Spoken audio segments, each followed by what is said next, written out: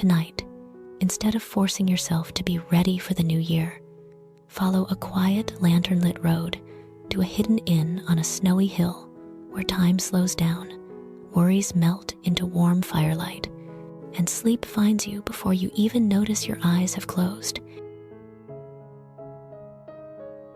Long ago, on a winter evening that seemed gently detached from any particular year, the world beyond the town lay quiet beneath a slow and patient snowfall.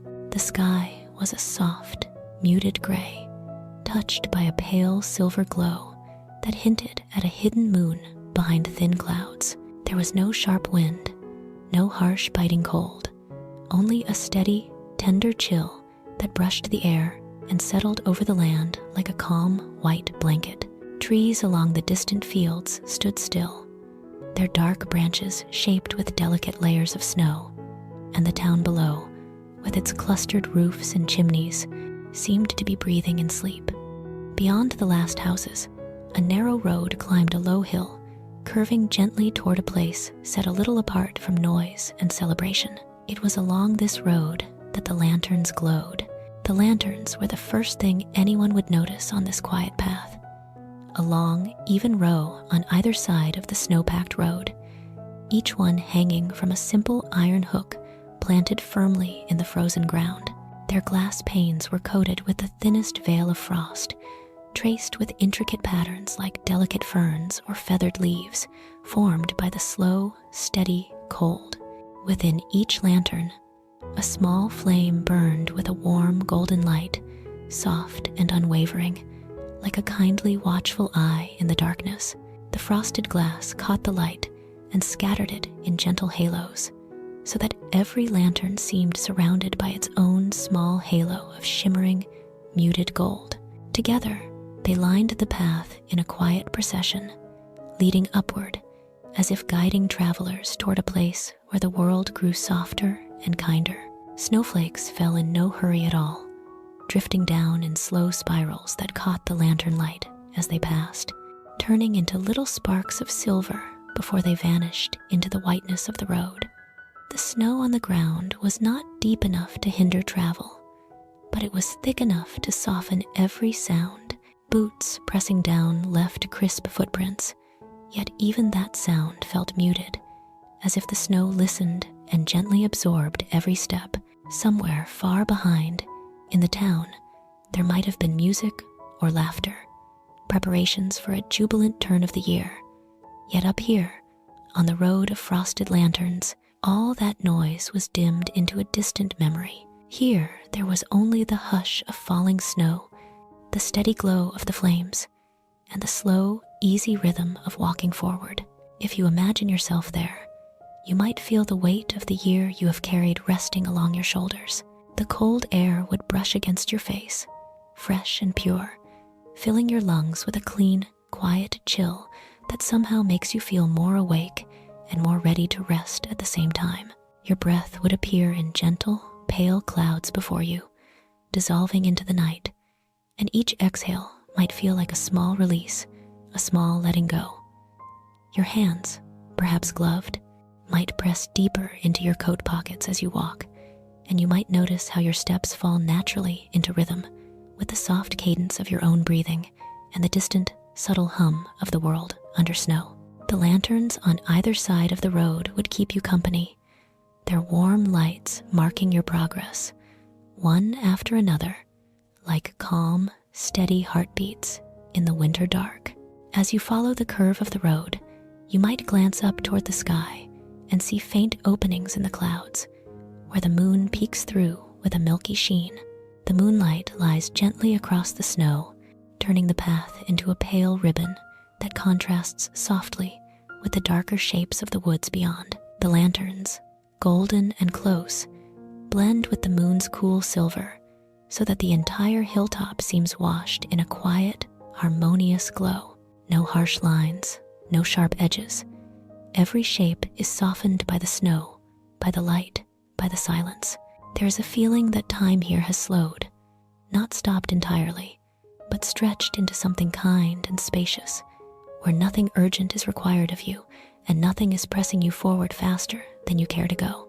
In the distance, beyond the last bend in the road, the outline of a building begins to form against the soft gray of the sky. At first, it is only a shadow, a gentle interruption in the snowy horizon. But as you draw nearer, more details appear. A peaked roof with snow gathered thickly along its ridges. A stone chimney rising steadily at one end, sending up the faintest wisp of smoke that curls into the night air. Low windows, framed in dark wood, with a dim amber light glowing from within, like a promise of warmth and rest. The building stands alone at the top of the rise, surrounded by a small stretch of cleared ground where the lantern-lit road ends. It looks modest and quiet, neither grand nor imposing, merely a place that has been waiting in patience for travelers to arrive. The road itself, as you reach the crest of the hill, feels different beneath your feet, as if the snow is more carefully packed here, tended to by hands that know the importance of such things. The last few lanterns are spaced closer together, their frost-framed light pooling more generously across the path. You can see now how the frost on each lantern forms unique patterns, delicate icy fronds that catch the gold of the flame and make it seem as though the glass has been etched by careful, invisible fingers.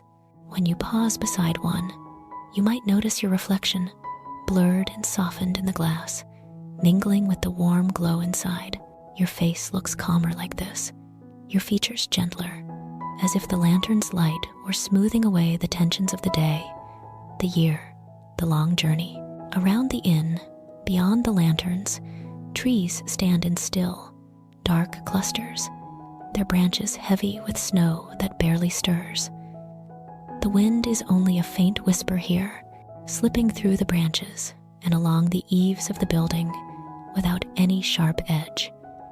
It sounds like a soft sigh, like the world exhaling after holding its breath for too long.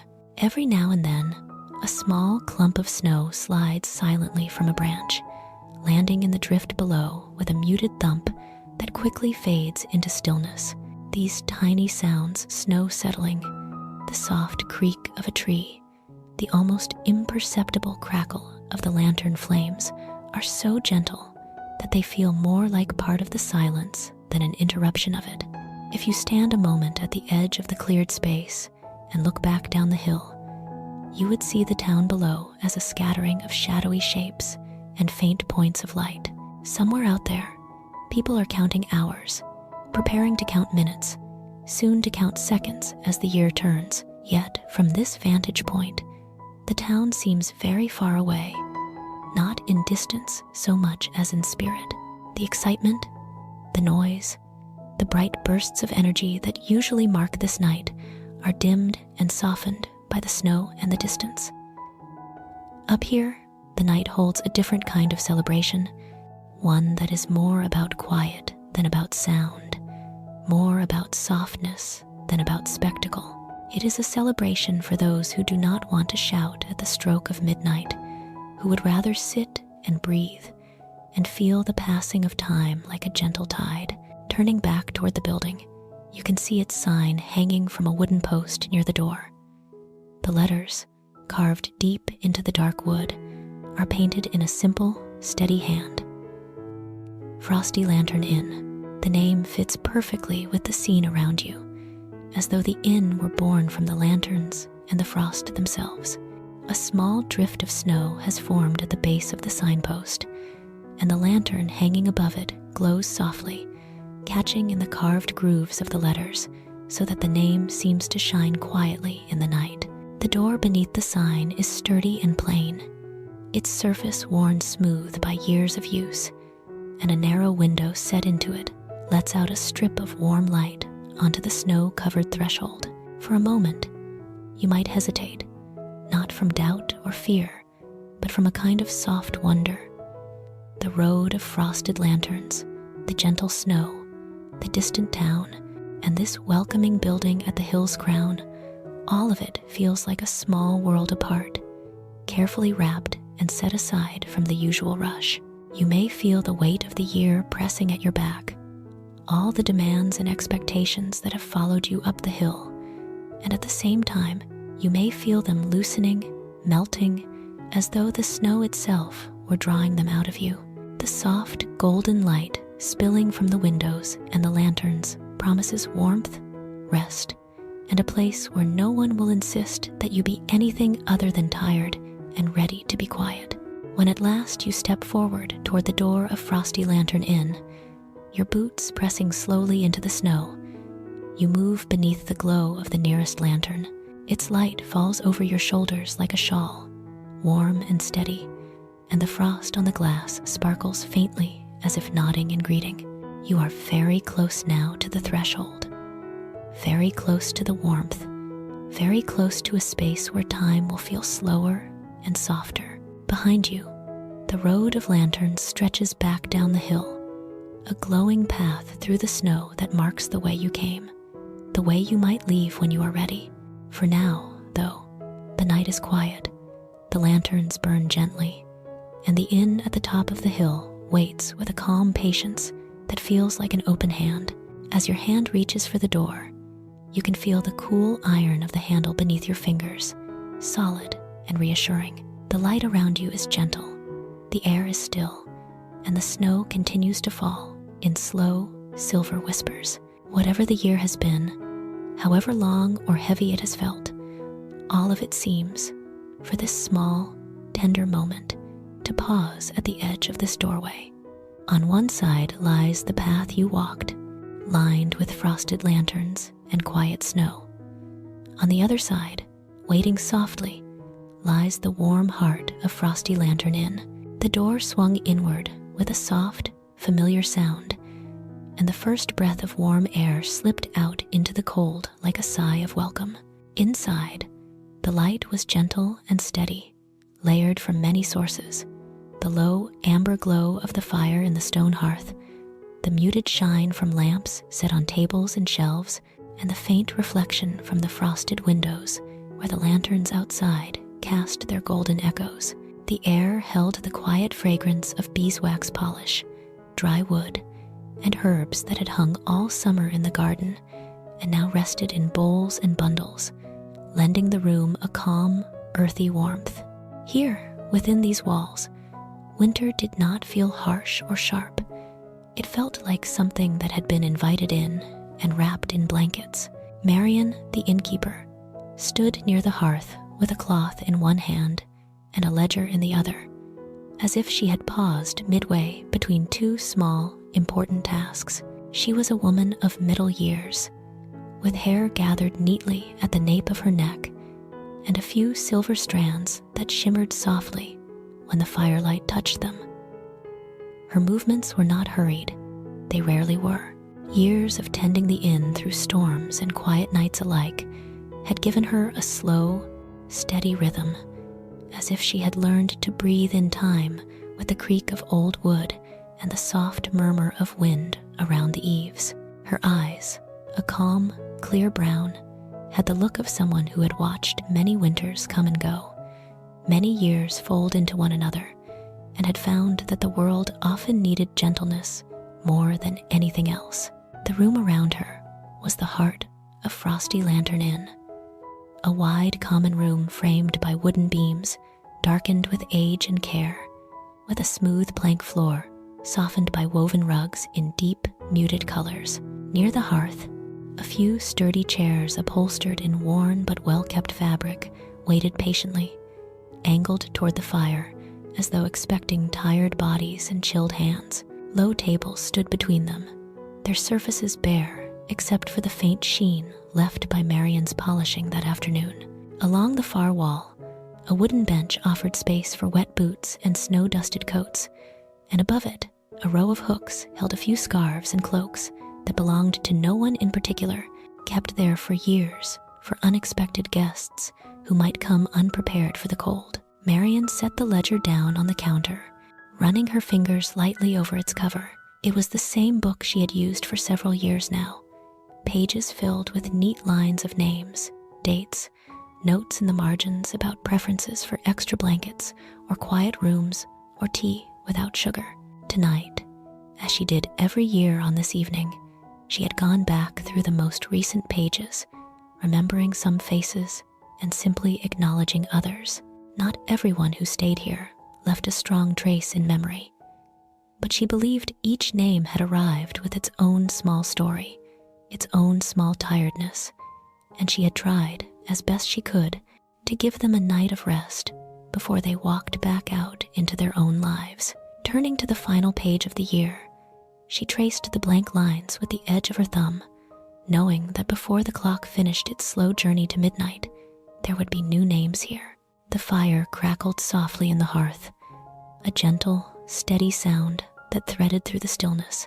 Marian moved closer to it, using the iron poker to nudge a log into a better position, coaxing a stronger glow from the embers beneath. Sparks rose in a brief, quiet flurry and then settled, and the flames steadied, sending out a soft wash of heat. Above the mantel, a simple arrangement of dried flowers rested in a narrow vase.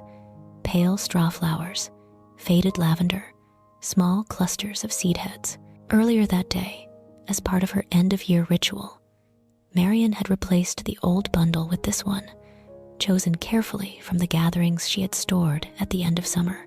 She liked the way the dried petals held color, even in the coldest months.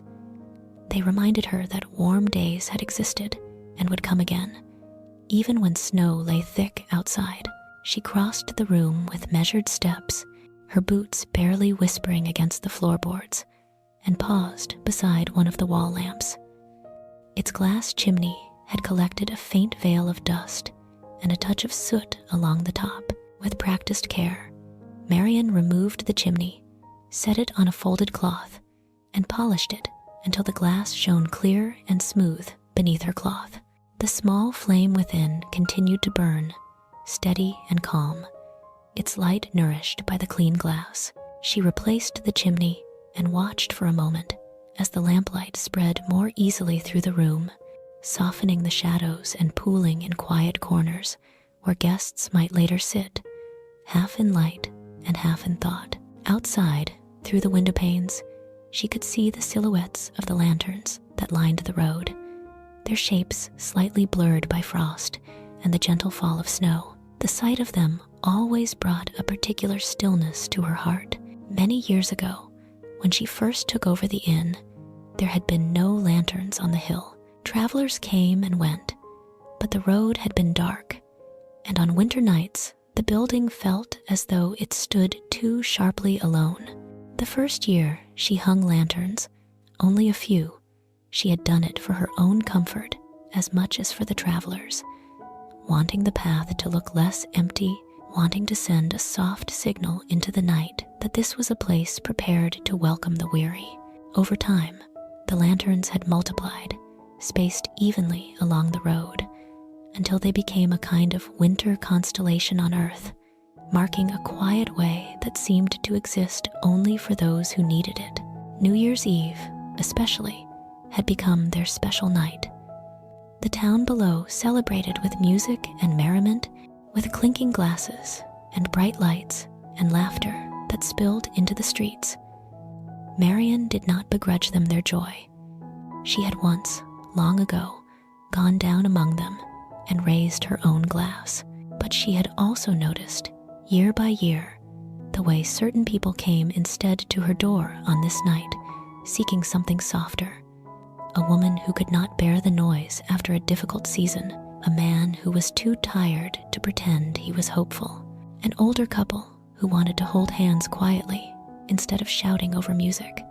Each year, a few souls arrived at Frosty Lantern Inn at the edge of the town, and Marian had come to think of them as a particular kind of traveler, those who wanted to slip into the new year as gently as a feather settling on snow. She moved toward the tall wooden shelf that stood near the back wall, where a small collection of teacups and saucers stood in neat, mismatched rows. Some bore tiny chips along the rims, others delicate patterns of flowers, worn thin in places by years of use. Marian valued them all.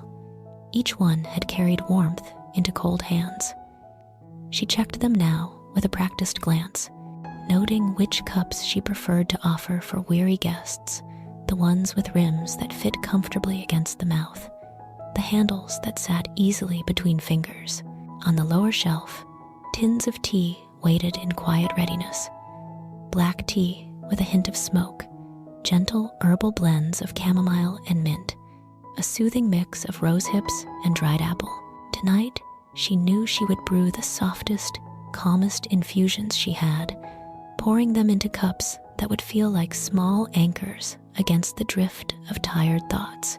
At the far end of the room, beneath the staircase that led to the upper floor, stood a narrow table where Marian kept a small vase and a shallow wooden bowl. Earlier, she had replaced the old dried flowers in the vase with a new, delicate arrangement of grasses and tiny, pale blossoms from her summer garden, all carefully dried and tied with a slender thread. Beside the vase, the bowl held a scattering of smooth stones she had collected near a stream long ago, each one shaped by patient water. She did not know whether her guests noticed these things, but she believed that small, quiet details had a way of pressing gently on the heart like a hand resting lightly on a shoulder. They did not need to be named to be felt. Returning to the counter, Marian opened the drawer where she kept the room keys, small brass keys attached to wooden tags with numbers carefully carved into them. Tonight, she set 3 of them in a row on the polished surface. She had already prepared the rooms upstairs. Fresh linens on the beds, extra blankets folded at the foot, small lamps filled with oil and trimmed wicks, basins of water ready for washing. In each room, she had placed a single sprig of dried lavender on the pillow, a simple gesture that made the air faintly sweet and calm. She looked at the keys now and thought, as she often did, that each one represented a haven waiting to be claimed, a space where someone could close the door on the world for a little while. She paused again, listening. The inn was never truly silent. It had its own quiet music. There was the soft ticking of the clock on the wall, the faint sigh of the fire, the occasional creak of the old bones of the building settling a little deeper into the night. Outside, snow brushed against the windows in tiny, nearly inaudible touches, like fingers pressing softly against glass. Marian drew in a slow breath, letting it fill her chest, and then leave just as slowly, aligning herself with the calm of the place she kept. Soon, she knew, there would be the sound of footsteps on the path, the knock of a hand on the door, the murmur of new voices. For now, there was only this, the quiet, the light, and her steady, familiar work. She crossed once more to the window and looked out at the lantern-lit road. Each flame burned pure and small, protected by its frosted glass, untroubled by the slow fall of snow.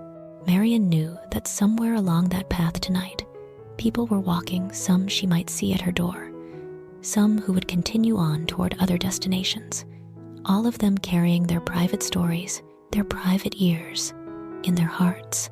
The inn could not shelter everyone, but for the few who chose it, she could offer warmth, tea, a bed, and a space where no one demanded cheerfulness or resolutions. She felt a quiet gratitude for that, for the simple, steady work of tending to warmth and light. After one last glance, she turned away from the window and walked back toward the hearth, where she took up the chair nearest the fire and sat for a moment, hands resting loosely in her lap. The flames cast a soft glow across her face, highlighting the kindness etched gently into the lines at the corners of her eyes. She listened again to the hush of the room, letting the tranquility sink into her bones. Soon, the old clock would move its hands closer to the turning of the year. Soon, the door would open for travelers who did not wish to shout welcome to the new year, but merely to slip into it quietly. With a sigh of relief, Marian would rise, greet them, offer tea and warmth and gentle words. For now, she rested in the soft stillness of her inn, the keeper of a quiet place on a hill where the lanterns burned in the snow and the night waited calmly to be shared. Snow had begun to cling more thickly to the lanterns along the road. By the time Clara reached the top of the hill, her boots were dusted white, her coat darkened by a fine scatter of flakes that melted as quickly as they landed. She paused for a moment at the edge of the cleared space near the inn, catching her breath in slow, visible clouds, and let her gaze travel along the line of frosted lanterns she had just walked past. Each small flame had watched her climb with the same calm, unwavering glow. It felt to her, in a way she could not easily name, as though the hill itself had been expecting her, as though the lights had been lit for someone exactly like her, someone who did not want noise or brightness or the press of too many voices, but only a place to be quietly tired. Her hands, though gloved, felt stiff from the cold. She flexed her fingers once, twice, then reached up to brush away a few damp strands of hair that had escaped from beneath her hat and clung to her cheek. Her face held the kind of fatigue that does not come only from walking in winter weather.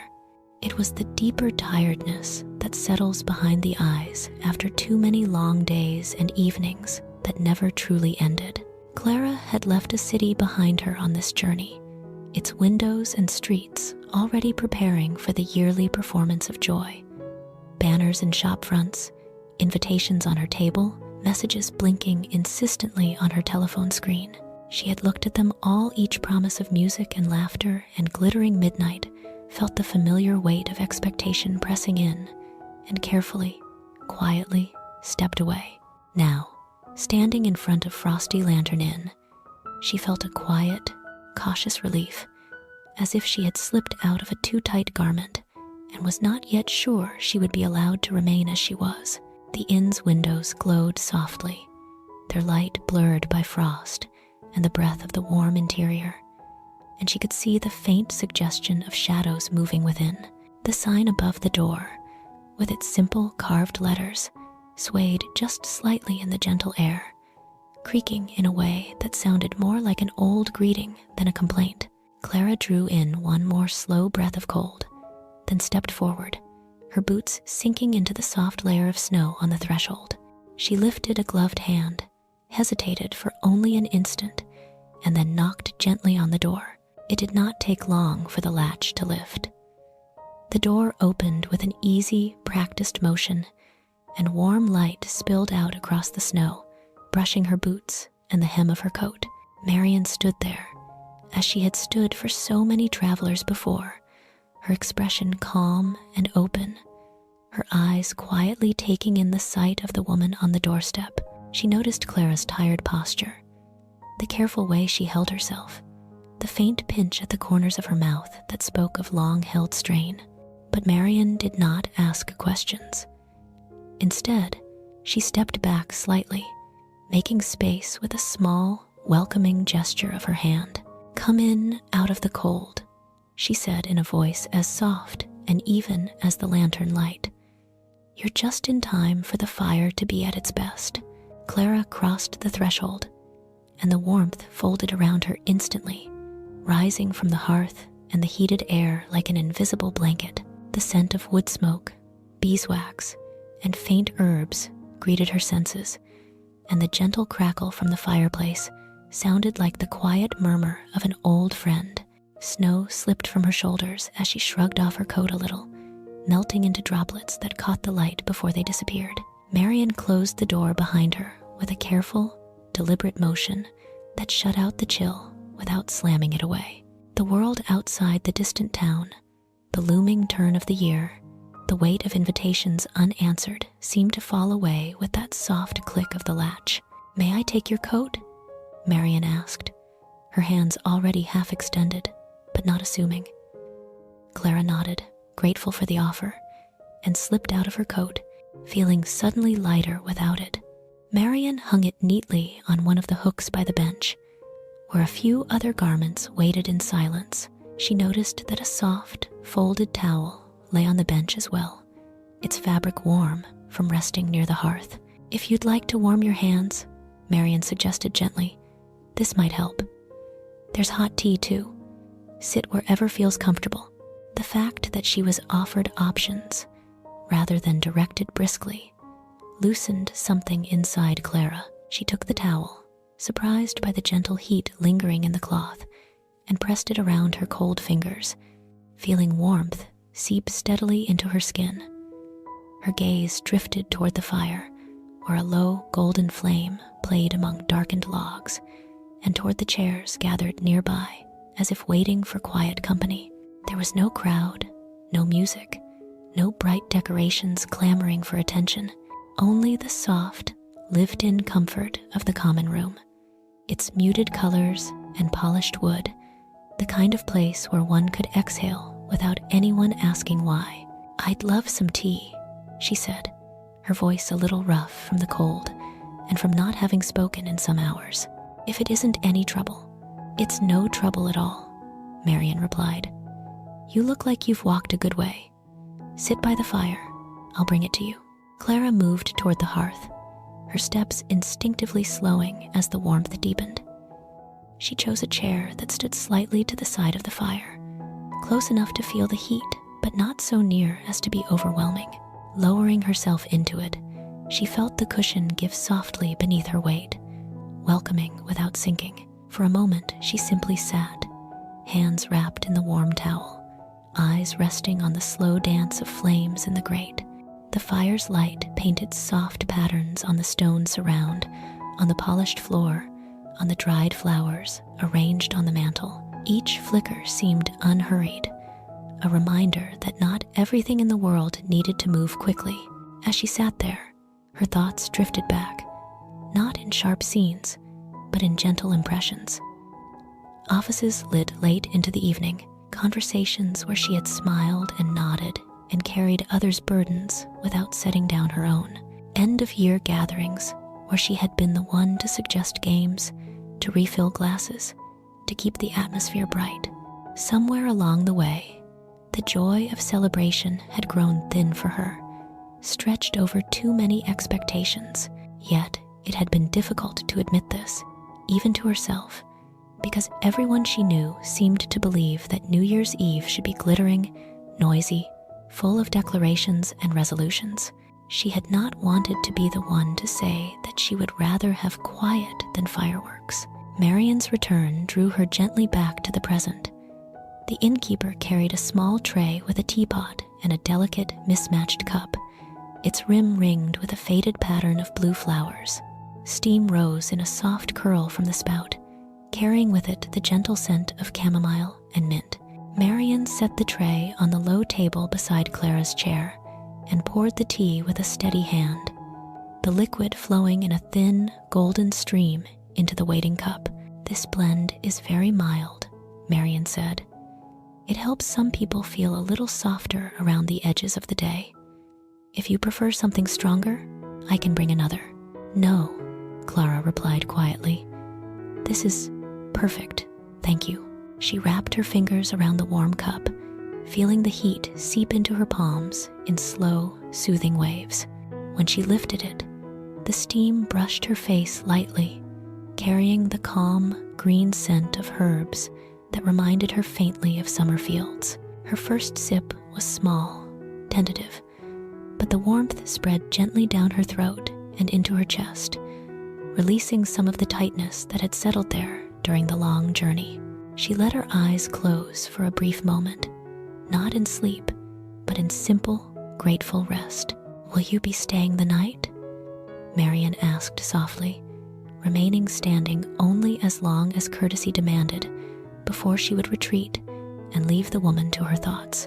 "I have quiet rooms upstairs. They're away from the road and the town. Many guests find them restful." Clara opened her eyes again and nodded. "Yes, I'd like that. Just for tonight. I didn't want to be in the city for the new year. I was afraid it would be too loud." The honesty of her own words surprised her, but they felt safe here, as if the inn were a place where such admissions belonged. Marian's lips curved into a small, understanding smile. "You're not the only one," she said. "This inn seems to attract those who prefer a softer turn of the year. There is no loud celebration here, only the fire, the lanterns, and a bit of tea. You are very welcome to spend the night quietly." The simple reassurance settled over Clara like a second blanket, No loud celebration, no forced cheer, no expectation that she would shout out a greeting to the new year at the stroke of midnight. She found herself breathing more deeply, the air filling her lungs and leaving again in slow, measured exhales. The fatigue that had felt sharp and restless on the journey began to melt into something gentler, a heaviness that spoke of rest rather than exhaustion. "Thank you," Clara murmured, her gaze returning to the fire. "I think this is exactly where I needed to be." Marian nodded once, as though affirming a quiet fact, and then stepped away, her footsteps soft against the floorboards as she moved back toward the counter and her quiet tasks. She would check the ledger, prepare a key, perhaps set aside an extra blanket for this guest who looked as though she carried unseen burdens. But she would not pry. The inn did not ask its visitors to explain themselves. It only offered a harbor for those who wished to drift in for a while. Left by the fire with her tea, Clara settled deeper into the chair. The sounds of the room wrapped around her, the muted ticking of the clock, the soft crackle of the logs, the occasional faint rustle of Marian moving about her preparations. Outside, beyond the frosted windows, the lanterns continued to shine in the snow, marking a gentle boundary between the world of noise and the world of quiet. Clara held her warm cup and let herself simply exist, not required to perform, not required to decide anything about the year to come. For the first time in a long while, she felt no urgency to plan, no demand to be excited. She was only here, in this warm, softly lit room on a winter evening long ago, listening to the peaceful murmur of the fire. The knowledge that the new year would arrive soon hovered at the edge of her awareness, but it no longer pressed on her. It would come whether she stood in a crowd or sat alone beside a hearth. Here, in Frosty Lantern Inn, it seemed entirely acceptable to greet it with a quiet breath instead of a shout. And as Clara finished her tea, her shoulders loosening and her eyes growing heavier, she began to believe that perhaps this gentle beginning was the kindest gift she could give herself. By the time Mr. Rowan reached the lower curve of the lantern-lit road, the snow had thickened into a fine, steady veil that blurred the edges of the world and made distant shapes seem softer, less certain.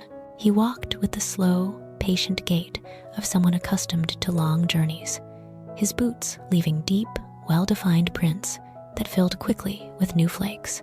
A modest, well-worn suitcase swung gently at his side, its leather edges scuffed from years of travel, and around his neck, a woolen scarf was wrapped twice, pulled snugly up against the line of his jaw.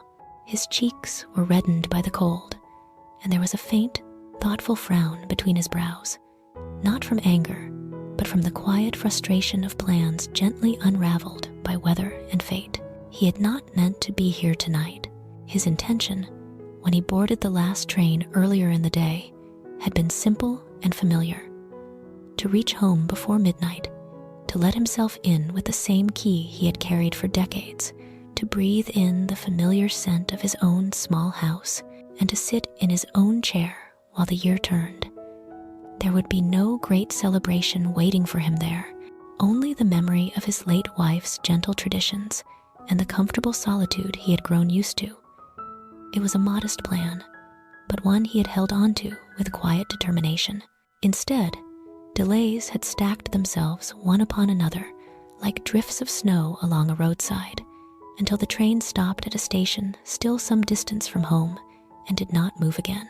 The weather, the station master had said, made it unsafe to continue.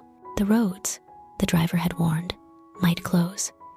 It would be wiser to seek shelter nearby for the night. Mr. Rowan had considered, for a moment, the idea of staying in the station's cold waiting room, wrapped in his coat, watching the clock creep forward. But something in him, some quiet instinct honed by years of traveling alone, urged him to look for a place where the night could be kinder. A porter, noticing his hesitation, had mentioned the small inn on the hill, just beyond the edge of town. "Not much for spectacle," the porter had said, with a sympathetic smile, "but it's warm, and the mistress there keeps a gentle house, especially on nights like this." Those words lingered as Mr. Rowan stepped out into the falling snow and followed the faintly visible path that wound away from the station lights toward the darkening slopes. Now, walking between the frosted lanterns, he lifted his gaze to study them with a quiet curiosity. Each one cast a circle of soft, golden light that lay on the snow like a gentle touch.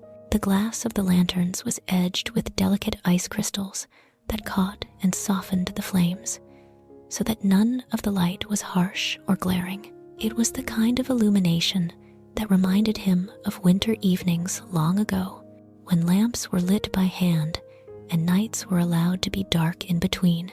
The lanterns seemed to point the way not just to a building, but to a different pace of time, a slower, more forgiving rhythm than the hurried clatter of trains and schedules. He found himself walking a little more slowly, matching his stride to the quiet cadence of the lights and the soft crunch of snow beneath his boots. The landscape around him was quiet and gentle. The town below glimmered faintly through the falling flakes, a scattering of small lights that hinted at streets and windows and gatherings he could not see. Above him, the hill rolled upward in a smooth, snow-covered slope, crowned by the shape of the inn, still indistinct but growing steadily clearer as he approached. Trees stood at the margins of the road, their branches laden with snow that bent them into graceful arcs, as if they were leaning in to listen. The air was cold, but not cruel. It brushed against his face with a crisp, invigorating cleanness that made each breath feel deliberate and real. Even his frustration began to soften in this quiet, as if the night were suggesting that sometimes being delayed was not a misfortune, but a pause offered by the world. As he walked, memories drifted into his mind with the same quiet persistence as the falling snow. Years of returning home late at the end of the year, stepping into his house to find a warm lamp and a familiar voice welcoming him back. Later years of returning to silence, the lamp now one he himself had lit before leaving, the welcome existing only in memory. He had become used to half-arrivals, to catching the tail end of holidays, to making peace with the fact that his work often kept him moving when others rested. And yet, this particular evening, with its stilled train and insistent snow, had stirred something in him, an old, almost forgotten wish, simply to be still while the year changed, to sit in one place and feel the turning without feeling the need to move at all. Perhaps, he thought as the road bent toward the inn, that wish would be granted here, even if it was not in the place he had expected. When he finally reached the crest of the hill, the inn stood before him in full view, its windows glowing with a soft, welcoming light that spilled onto the snow in gentle amber pools. The sign that read Frosty Lantern Inn swayed slightly on its wooden post, the carved letters catching the glow from the nearest lantern so that they seemed to shimmer faintly through the frost. Smoke rose from the chimney in a slender, wavering plume, dissolving into the dim sky, and the snow around the building had been carefully cleared, leaving a neat path to the door. The whole scene had a steady, lived-in look, as if the inn had been standing here for many winters, watching many years turn, always ready to open its doors to those the snow had interrupted. Mr. Rowan paused a moment, letting the sight seep into him, the glow, the quiet, the faint sound of the fire within, carried on a breeze that slipped through the doorframe. It all felt like a gentle hand laid upon his shoulder. He shifted his suitcase to the other hand, reached up, and brushed a few stubborn snowflakes from his eyebrows. Then, with a small, resigned, but not unhappy exhale, he stepped forward onto the cleared stones and lifted his hand to knock. His knuckles met the wood with a soft, measured sound, one that seemed to be absorbed and acknowledged rather than echoed. The door opened after a brief, calm moment, and Marian appeared, framed by lamplight and warmth. She took in the sight of him with one steady glance, the dusting of snow on his coat, the the suitcase, the lines of weariness etched gently into his face, and the faint, apologetic tilt of his mouth as if he regretted needing to ask for shelter. Her expression did not change much, but her eyes softened in a way that always made guests feel less like intruders and more like expected visitors. "Good evening," she said, her voice carrying the same quiet warmth as the fire behind her. "You've come through quite the snow. Please, come in." "Thank you," Mr. Rowan replied, stepping inside with relief as the warmth folded around him. "I'm afraid the train has stopped for the night. They thought it safer. I was told there might be a place to stay up here." "There is?" Marian answered. "You found it. You're very welcome. Let me take your coat." He slipped out of his coat with careful movements, revealing a simple, well-kept suit beneath, the kind a man might wear when he wanted to be presentable without drawing attention. Marian hung the coat on an empty hook beside a dark wool cloak and a woman's winter coat that had already begun to dry. As she turned back to him, he caught sight of the room beyond her, the fire burning low and steady in the hearth, chairs gathered nearby, a woman sitting quietly with a cup of tea cradled in her hands, her gaze resting on the flames. The scene felt almost like a painting, each element placed in such a way that nothing seemed crowded or sharp. "I'm Marian," the innkeeper said. "You can rest here tonight. The roads below are not kind in this weather, especially not after dark. Would you like something warm to eat?" At the mention of food, a faint smile touched the corner of his mouth, and his eyes brightened just a little. "That would be very kind," he answered. "My name is Rowan. I had hoped to be home by now, but it seems the snow has other plans. A simple supper would be more than enough. Nothing too elaborate. Simple is what we have," Marian replied gently. "But it will be warm. Please, sit by the fire while I bring it out. You look like you've been walking for some time." He nodded, grateful for the lack of fuss, and moved toward the hearth. The woman already seated there glanced up briefly when he approached, offering him a small, understanding smile that he returned with a nod. There was no need for more at that moment. The shared presence near the fire was enough. He set his suitcase down beside an empty chair and lowered himself onto the cushion, feeling the warmth seep slowly into the stiffness of his legs and back. The fire's glow reached toward him, painting his hands and face in soft orange and gold. He let out a long breath, one he had not realized he was holding, and felt some of the tension in his shoulders ease, while Marian moved quietly in the adjoining kitchen. The common room held its gentle silence. The clock on the wall ticked in an even, unhurried rhythm. The light from the lamps softened the edges of the furniture, blurring sharp lines into tender curves. Outside, the lanterns continued their patient burning, their flames barely flickering as the snow drifted down. Mr. Rowan listened to all of it, the ticking, the crackling, the barely audible hiss of the kettle beginning to heat, and felt the tight knot of his disrupted plans slowly loosen. He had not chosen to be snowbound, but here, in this small pocket of warmth and stillness, the delay no longer felt like an inconvenience.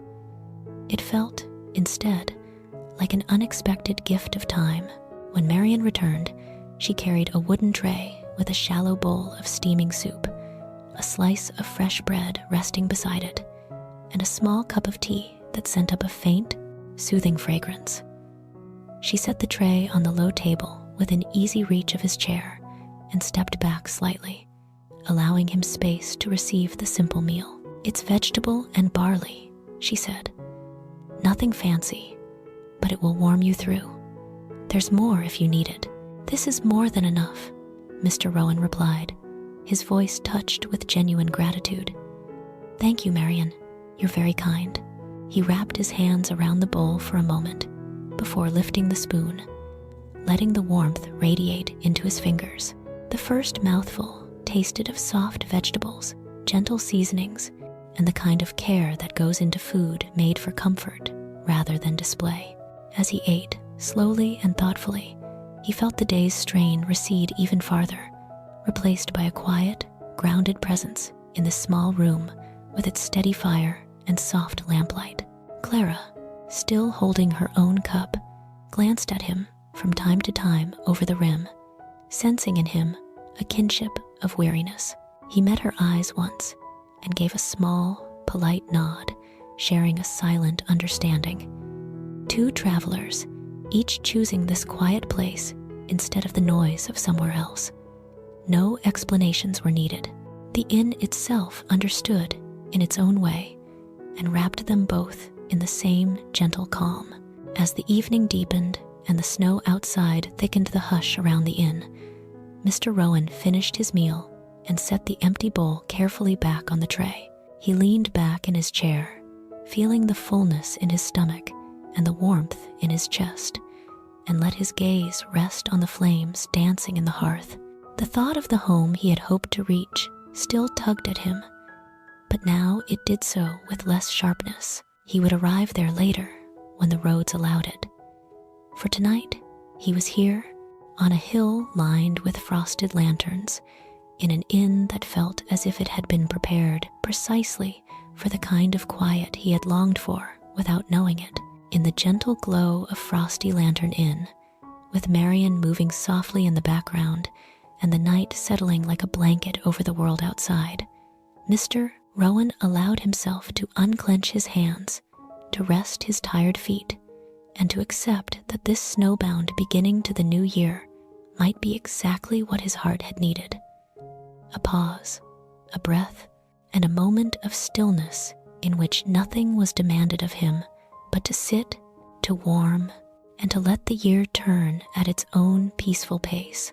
By the time Edmund and Mira reached the bottom of the lantern-lit hill, evening had softened fully into night, and the world around them looked as though it had been gently erased and redrawn in shades of silver and gold. Snow drifted down in languid flakes, neither heavy nor hurried, settling on Edmund's cap and on the rounded shoulders of Mira's thick winter coat. They walked close together, arms linked in the easy, practiced way of those who had spent a lifetime matching one another's steps, their pace unhurried despite the chill. Their breaths rose in small, white clouds that mingled in the air between them before dissolving into the night, as if even their exhalations had grown accustomed to moving together. Edmund carried a small, sturdy carpet bag in his free hand, its weight familiar and manageable. The rest of what they needed for the night was tucked into Mira's satchel, which lay against her side beneath the folds of her coat. They had never been travelers who required much, and tonight, least of all, their journey to this hill had been deliberate, chosen with care over several quiet conversations at their kitchen table, as invitations and announcements for the city's festivities piled up in a corner. Year after year, they had found themselves standing at crowded windows, faces turned toward fireworks, bursting in sharp, bright blooms over the river, voices hoarse from shouting greetings over music and noise. There had been joy in those years, laughter and motion, and the eager sense of being in the center of things. But time has a way of changing what feels right, and lately, both of them had felt more tired than exhilarated at the thought of another crowded midnight. It was Mira who had first spoken the thought that had been resting quietly between them. One afternoon, as they sat in their small sitting room with tea cooling in their cups, she had set her hand lightly over Edmund's and said, in her gentle, practical way, that she did not wish to shout the new year into being this time. She wanted, instead, to hear it arrive like a soft knock at the door, like the rustle of wind in the trees. Edmund had looked at her for a long, thoughtful moment, and then nodded slowly, a faint smile deepening the lines at the corners of his eyes. He admitted that his bones ached a little at the memory of standing for hours in the cold, of jostling in crowds, of pretending to be more energetic than he felt. What he wanted most this year, he realized with a quiet honesty, was to hold Mira's hand in a place where the loudest sound might be the crackle of a fire. When they had heard, in passing conversation at the market, of a small inn on a hill just beyond the town, a place known for its quiet, for its rows of winter lanterns. For the gentlewoman who kept it, they had exchanged one of those looks that needs no words. The decision had been made then, without fanfare. They would spend this turning of the year somewhere softer. They would walk up that lantern-lined road, and if the inn had room for them, they would welcome the new year with whispers instead of shouts. Now, as they followed the curve of the snowy path upward, their boots pressing calmly into the white surface, they found themselves reassured by the very sight of the lanterns. Each one burned with the same steady warmth, the frost on the glass housing delicate patterns that caught the light and turned it velvety and kind. The glow reflected in Mira's eyes when she glanced sideways at them, and Edmund felt a familiar stirring of quiet tenderness at the sight. He tightened his arm slightly around hers, not out of fear that she might slip, but out of a simple desire to be nearer. "Do you remember?" Mira said softly as they walked, her voice barely more than a hummed thought in the cold air. "That first New Year, when we tried to stay awake and didn't make it past 11? Edmund let out a low, amused breath. "I remember you falling asleep with your head on my shoulder and insisting, the next morning, that you had heard the year arrive in your dreams." "Well," she replied, a hint of laughter in her tone, "I think that was as good a way as any to greet it. Perhaps better than standing on a crowded street, deafened by the noise." He nodded, the memory warming him against the chill. "I think," he said slowly, "I've always liked the quiet years best, the ones that arrived while we were already at home, with a lamp burning low and your knitting on the arm of the chair." Mira smiled, and though the snow and dimness cloaked much of her expression, Edmund felt it in the subtle shift of her hand on his arm. Together, they climbed the last gentle rise and saw the inn come into full view at the top of the hill, its windows glowing like small, steady hearths in the night. The sign swung lightly, creaking softly as if to greet them. Frosty Lantern Inn. Smoke curled from the chimney, and the path leading to the door had been cleared, the stones beneath visible in the lamplight. They paused, just as Clara and Mr. Rowan had, at the edge of the cleared space, taking in the sight before them.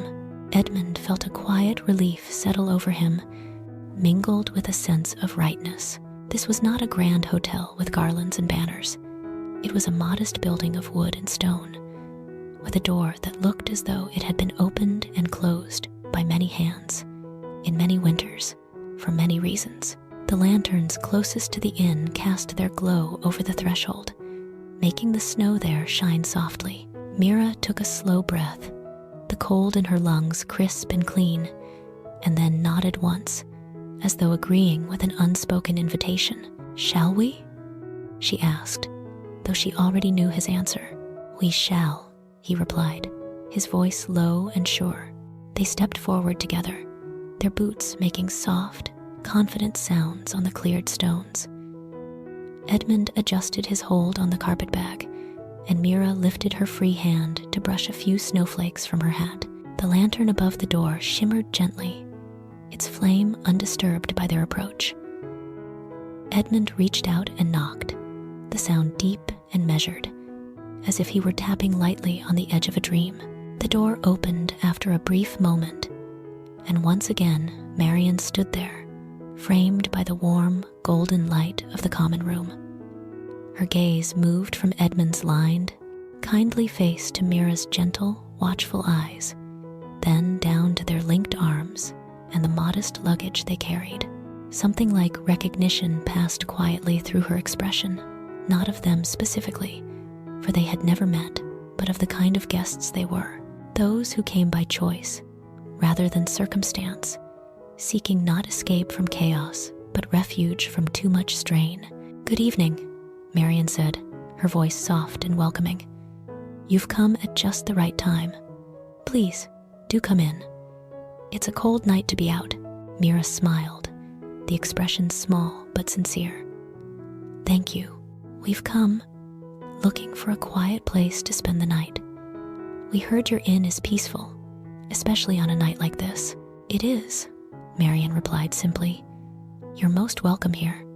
Let me take your coats, and then we'll find you a place by the fire." Inside, the warmth met them like an embrace. As they stepped over the threshold, Edmund felt the stiffness of his joints ease slightly, the cold retreating from his fingers and toes. Marian helped them shrug out of their coats, hanging them carefully on the waiting hooks. Beneath the layers, Edmund wore a soft wool sweater and well-pressed trousers, while Mira's simple dress was complemented by a shawl she had knitted herself, its colors muted and comforting. They looked, to Marian's practiced eye, like people who knew how to take care of one another, but who also knew the quiet exhaustion that comes from many long years of doing so. She gestured toward the hearth, where two figures already sat. Clara, with her empty teacup resting lightly in her hands, and Mr. Rowan, leaning back slightly in his chair, his expression thoughtful and eased by warmth. Both looked up as the newcomers approached, offering small, polite nods that carried a silent welcome. The fire glowed steadily, its light reflecting in their eyes and softening the lines of their faces. "We're not much for New Year crowds anymore," Edmund said, almost apologetically, as Marian led them toward two empty chairs drawn slightly back from the fire's direct heat. "We thought we'd try a quieter way this time." "There are no crowds here," Marian assured him kindly. "Just the snow, the lanterns, and a warm fire. Many who come tonight prefer it that way." Mira lowered herself into one of the chairs with a small, grateful sigh. Feeling the cushion cradle her hips and the warmth wrap around her legs, Edmund took the chair beside her, close enough that their hands could find each other on the shared armrest. He reached for her fingers, almost without thinking, and she twined them with his in that old, familiar way. Marian brought them tea, a gentle, fragrant blend with hints of apple and spice, and a small plate of buttered bread, the simplicity of which felt exactly right. As they sipped and let the heat seep slowly into their bodies, they exchanged a few quiet words with Clara and Mr. Rowan, not probing, just sharing the simplest truths: that the year had felt long, that noise was no longer appealing, that sometimes the kindest celebration was a soft seat, a warm drink, and the knowledge that the new year would arrive whether or not one shouted to meet it. "It seems," Mira said softly at one point, her gaze drifting to the window where the faint shimmer of the lanterns outside could just be seen, blurred by frost, "that this year we are choosing to whisper instead of cheer." Edmund squeezed her hand gently. "A whisper can be just as true as a shout," he murmured. "Sometimes truer. I'm grateful we chose this hill and this inn." The fire burned steadily on. The clock on the wall kept its patient time, and the snow outside thickened the night's hush. Within the gentle circle of light in the common room, Edmund and Mira felt themselves settle into a shared stillness that fit them as comfortably as their interlaced fingers. This was how they would enter the new year. Not in a rush of sound and color, but in a quiet room among strangers who did not feel like strangers at all. In a place that seemed designed for those who wished for a gentle beginning, evening settled more deeply around Frosty Lantern Inn, folding the hill and the lantern-lined road into a soft cocoon of silver and gold. Outside, the snow continued to fall in small, unhurried flakes, thick enough now that the distant town below appeared only as a faint glow, a blur of light behind veils of white. The lanterns along the path flickered gently behind their frosted glass, not struggling against the darkness, but resting within it, their steady flames like quiet thoughts in a sleeping mind. The night grew more hushed with every passing minute, as if the world were dimming itself down in preparation for the turn of the year. Inside the inn, the common room held its own gentle radiance. The fire in the hearth had settled into a low, glowing bed of embers that pulsed softly beneath a few carefully arranged logs, sending out a constant warmth that reached the corners of the room. The lamps along the walls burned steadily, their chimneys clear from Marian's earlier polishing, casting smooth circles of light on the wooden beams and across the worn rugs underfoot. Shadows were present, but they were soft and patient, gathering in the corners and beneath the furniture in a way that made the room feel deeper, not darker. The air was warm but never stifling, touched by the faint scents of wood smoke, beeswax, and something sweet that promised comfort. Marian moved quietly through this light and shadow, her steps practiced and unhurried. The hour was nearing that in other places would be called late.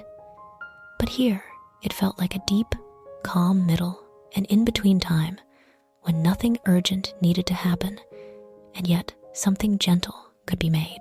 She slipped into the small kitchen adjoining the common room and set a large kettle on the stove, listening to the soft clink of metal, the nearly silent whisper of water shifting in the pot. On the counter beside her, she laid out a handful of the simplest ingredients: dried chamomile blossoms, a few curled leaves of mint, a sprinkle of lemon balm, and a pinch of delicate petals from a summer flower she had dried months ago for nights exactly like this. She chose a large ceramic teapot, its surface glazed in a soft, faded blue, worn smooth by years of use.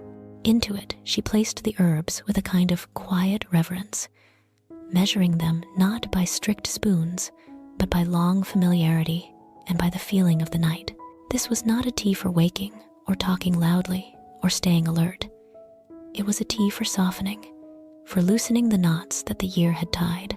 As the kettle began to murmur, a low, rising sigh of steam building beneath the lid, Marian prepared a small tray of biscuits, plain, buttery rounds she had baked earlier in the afternoon, knowing that even on the quietest nights, hands often reached out for something simple to hold. The kettle soon reached that particular tone she knew so well, the gentle, insistent hiss that told her it was ready without bursting into a harsh whistle. She lifted it from the heat and poured the water over the waiting herbs, watching as steam rose in a fragrant cloud, carrying with it the soft, green sweetness of chamomile and mint. For a moment, she let the teapot sit, the leaves swirling gently inside, releasing their calm into the water. Then, with the smooth, deliberate motions of someone who has done this many times before, she arranged cups and saucers on a wide wooden tray, added the plate of biscuits, and lifted the tray in both hands. When she stepped back into the common room, the three guests were quietly gathered near the fire. Clara sat in the same chair she had first taken, her legs tucked neatly together, hands resting in her lap now, the earlier cup of tea long since finished and set to one side. Mr.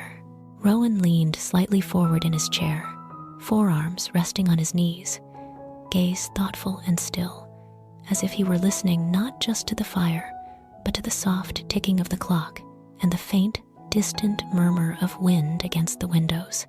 Edmund and Mira sat side by side, their chairs angled toward each other as much as toward the fire, their hands still loosely linked on the shared armrest. They did not speak much, but their shared silence had the ease of many such evenings.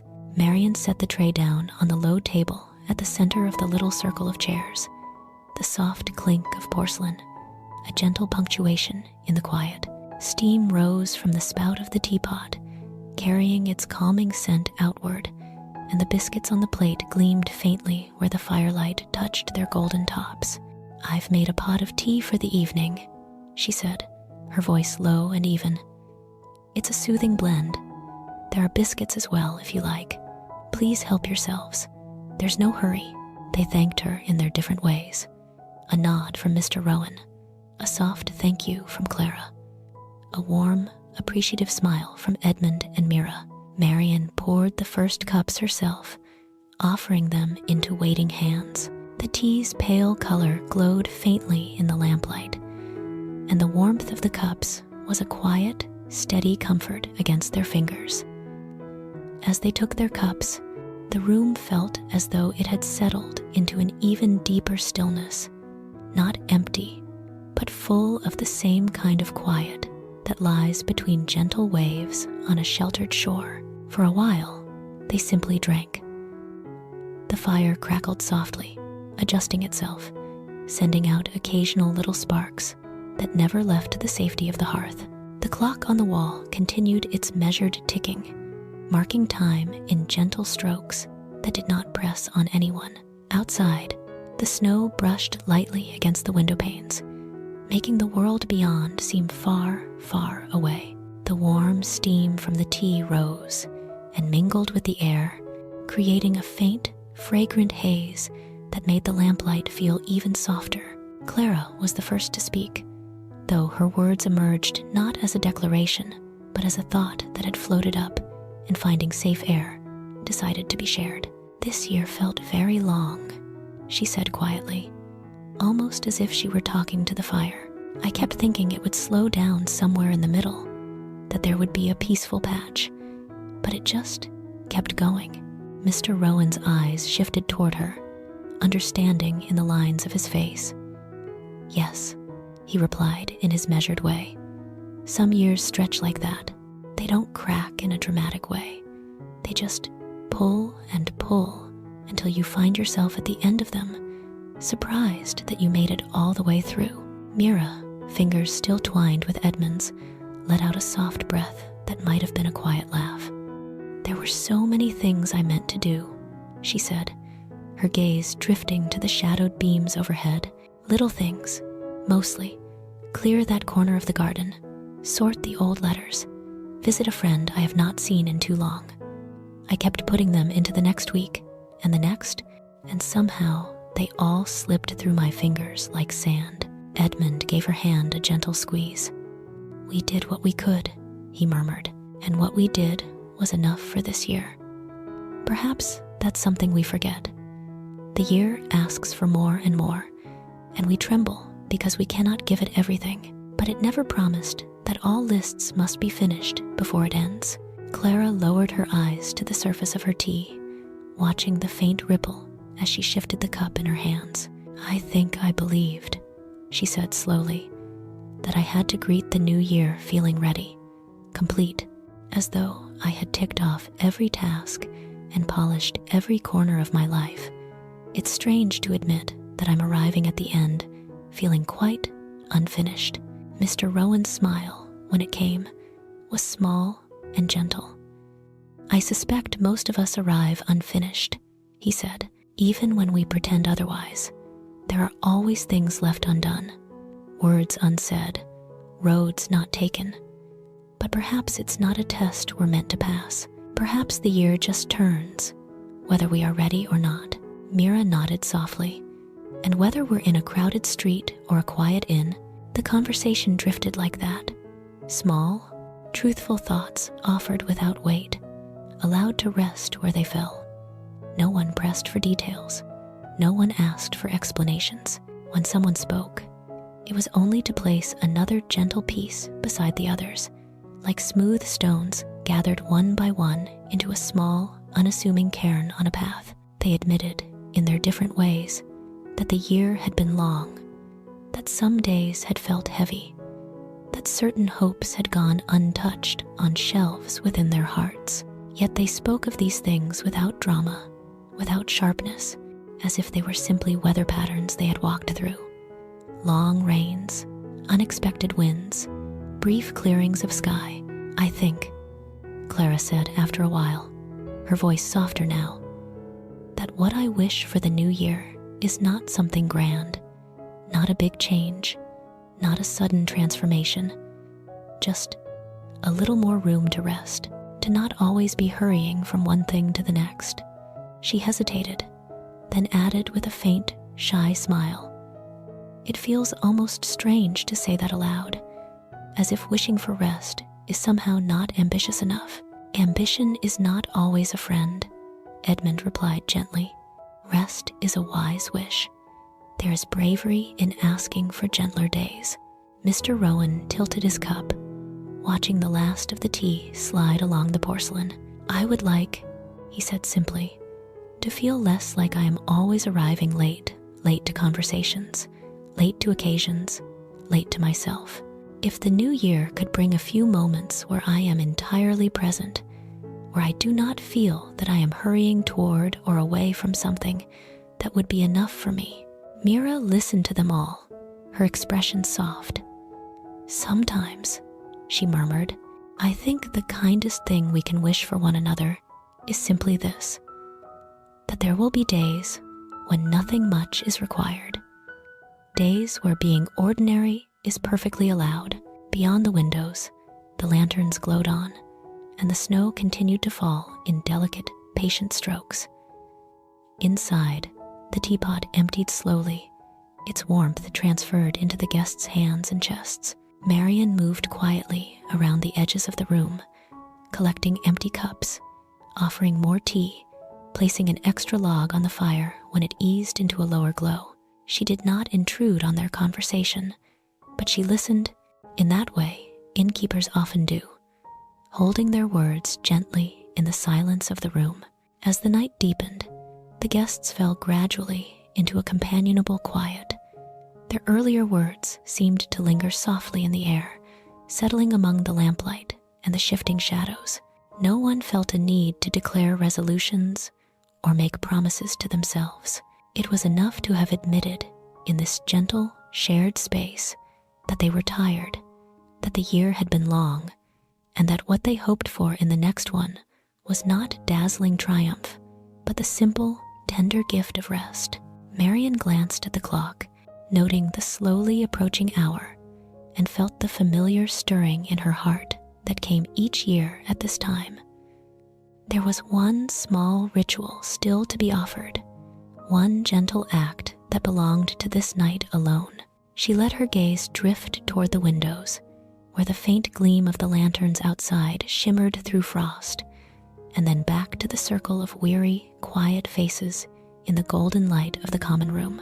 Soon, she knew, she would invite them to step out beneath the snow and choose a lantern of their own. For now, she let the peaceful silence deepen, the soft light holding them like a calm, steady breath before the next, even gentler moment of the night. The night had grown deeper and more luminous by the time the last of the tea was gone from their cups. Outside the windows, the darkness was no longer a single, solid thing. It was textured with drifting snow and soft reflections, with the faint glimmer of the lanterns lining the hill. The common room had settled into a peaceful hush, as though the fire, the lamps, and the old wooden beams were all breathing slowly together. Only the quiet ticking of the clock on the wall marked the passing moments, its hands edging steadily toward the late hour when one year would lean into the next. Inside that gentle rhythm, the four guests rested without hurry. Clara, with her fingers folded loosely around her empty cup, Mr.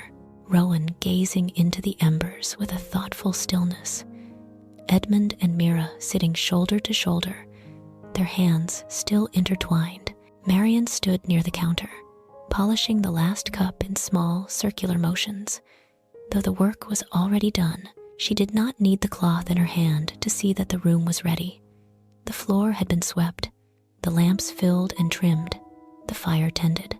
Her attention was not on the porcelain, but on the feeling in the air, the soft, receptive quiet that came only now and then, when people were tired but no longer tense, when their words had slowed and their thoughts had sunk a little deeper beneath the surface. She lifted her eyes to the window closest to her and saw, beyond the faint veil of frost, the steady glow of the lanterns outside. Their light seemed to call gently through the glass, patient and unwavering. She glanced briefly at the clock, saw that the hour stood not far from midnight, and knew that the time had come for the small ritual she had come to cherish on nights like this. She set the cup carefully on its shelf, dried her hands on a folded cloth, and stepped back toward the circle of chairs by the fire. The guests looked up as she approached, not startled, but as though they had sensed that something was about to be offered, something quiet and unhurried. Marian did not stand over them. She chose a place at the edge of their circle, where the firelight touched her face gently and folded her hands in front of her. "There is a little tradition we keep here on nights like this," she said, her voice soft and steady, as if she were sharing a secret that belonged to the inn as much as to herself. "It is not grand, and it does not require anything you do not wish to give, but I offer it to you if you would like to take part."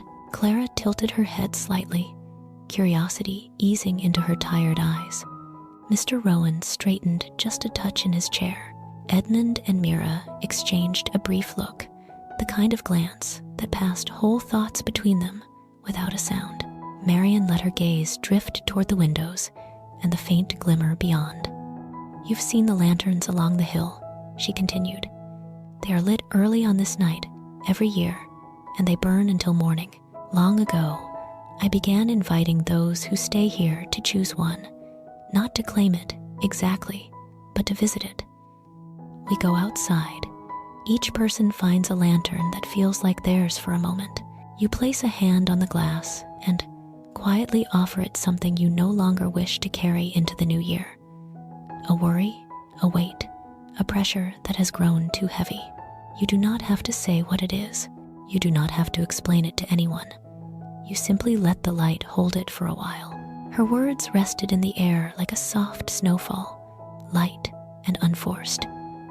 No one rushed to respond. The fire popped gently, and somewhere in the distance, a faint, muted bell from the town below drifted through the night, not yet marking the turn of the year, only an ordinary hour passing. Clara lowered her gaze for a moment, considering, her thumb tracing the rim of her cup. Mr. Rowan's eyes grew distant, as if he were looking not at the hearth but at something within himself. Edmund and Mira's fingers tightened slightly around each other's, then loosened again, an unspoken agreement moving between them. "It sounds kind," Clara said at last, her voice almost a whisper. "I don't know that I can name what I'd give to the lantern, but perhaps I don't need to." "You don't?" Marian replied. "You only need to know it in your own heart. The lantern will understand silence." "I would like that," Mr. Rowan said quietly, inclining his head. "I have been carrying a few things that might be ready to rest elsewhere for a while." Mira smiled gently. "We will come too," she said, her eyes warm. "It feels right to stand under the snow tonight, even if only for a short while." "Then let us fetch our coats," Marian suggested.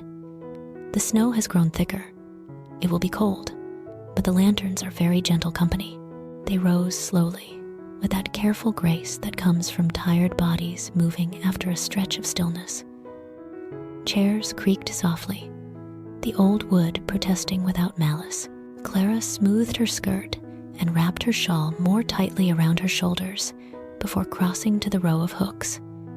Mr. Rowan reached for his coat, feeling the fabric pleasantly warm from its time near the fire.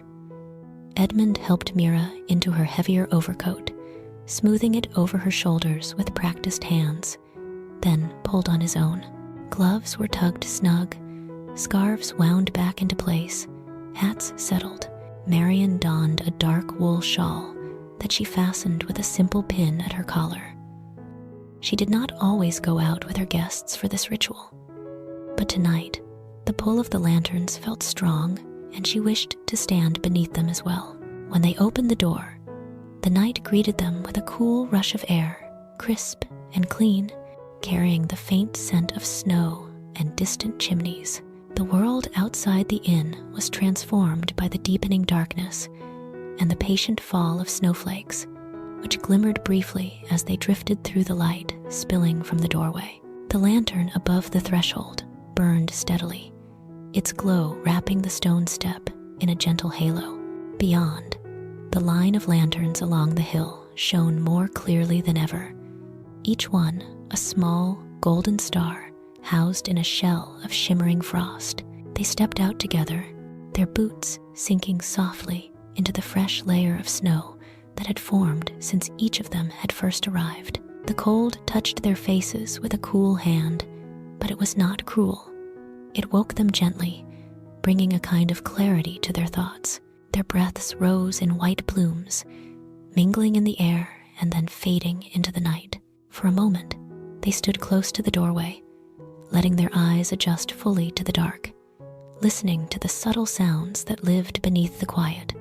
The whisper of snow landing on snow, the faint murmur of wind moving through the trees at the edge of the clearing, the distant, almost imagined hum of the sleeping town far below. "Take your time," Marion said softly. "The lanterns are not in a hurry."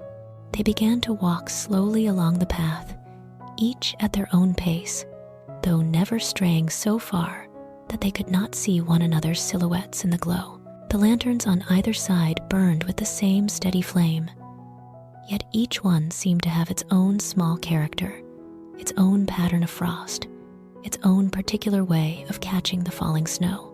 Clara drifted toward one halfway down the line, drawn by the way its light seemed to spill a little more generously onto the snow at its base, as though it were reaching out. Mr. Rowan's steps carried him slightly farther, to a lantern whose frost traced delicate, fern-like patterns up the glass. Edmund and Mira lingered between two, exchanging another quiet look, then chose one together, a single lantern that would hold what they both wished to lay down. Clara approached her lantern with the kind of careful reverence one might bring to a threshold. She stood for a moment just beyond its circle of light, watching the flame within burn with a calm, unwavering glow. The frost on the glass caught the golden light and turned it softer, less defined, making it seem almost like a small sun resting inside a crystal shell. Slowly, she lifted a gloved hand and placed her fingertips against the cold glass.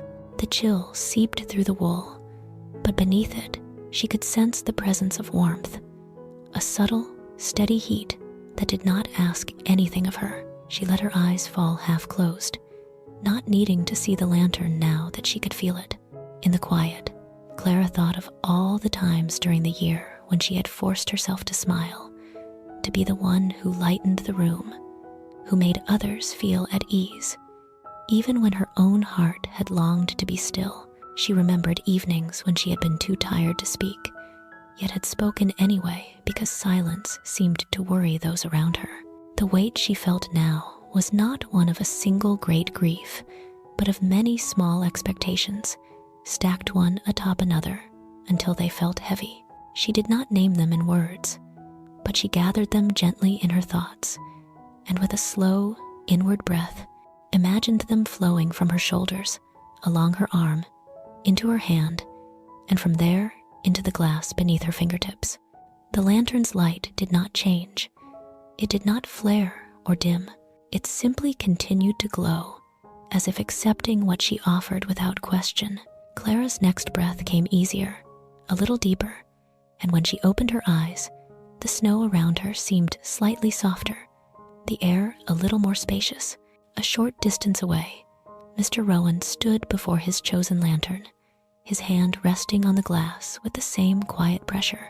His thoughts had wandered back through years of travel, through trains nearly missed, meetings arrived at breathless moments when he had felt he was always one step behind where he ought to be.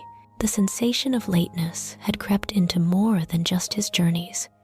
It had seeped into his heart, leaving him with a constant sense that he was failing to arrive in his own life on time. Now, under the falling snow, with his palm pressed to the frosted lantern, he let himself feel that weariness fully. Then, as the cold of the glass steadied him, he gathered that old, familiar self-reproach and let it slide gently outward, as though he were placing a heavy satchel into the keeping of a friend. The lantern accepted it in silence, its flame clear and tranquil. Mr. Rowan's shoulders eased. The night did not judge the years behind him. It simply held them, the way the snow held the footprints of his journey up the hill. Edmund and Mira stood side by side before their lantern, their joined hands resting together on the glass. The frost beneath their fingers was smooth and cool, the light within a pooled warmth they could both feel even through their gloves. They thought of the small, quiet fears that had begun to visit them more often as the years passed.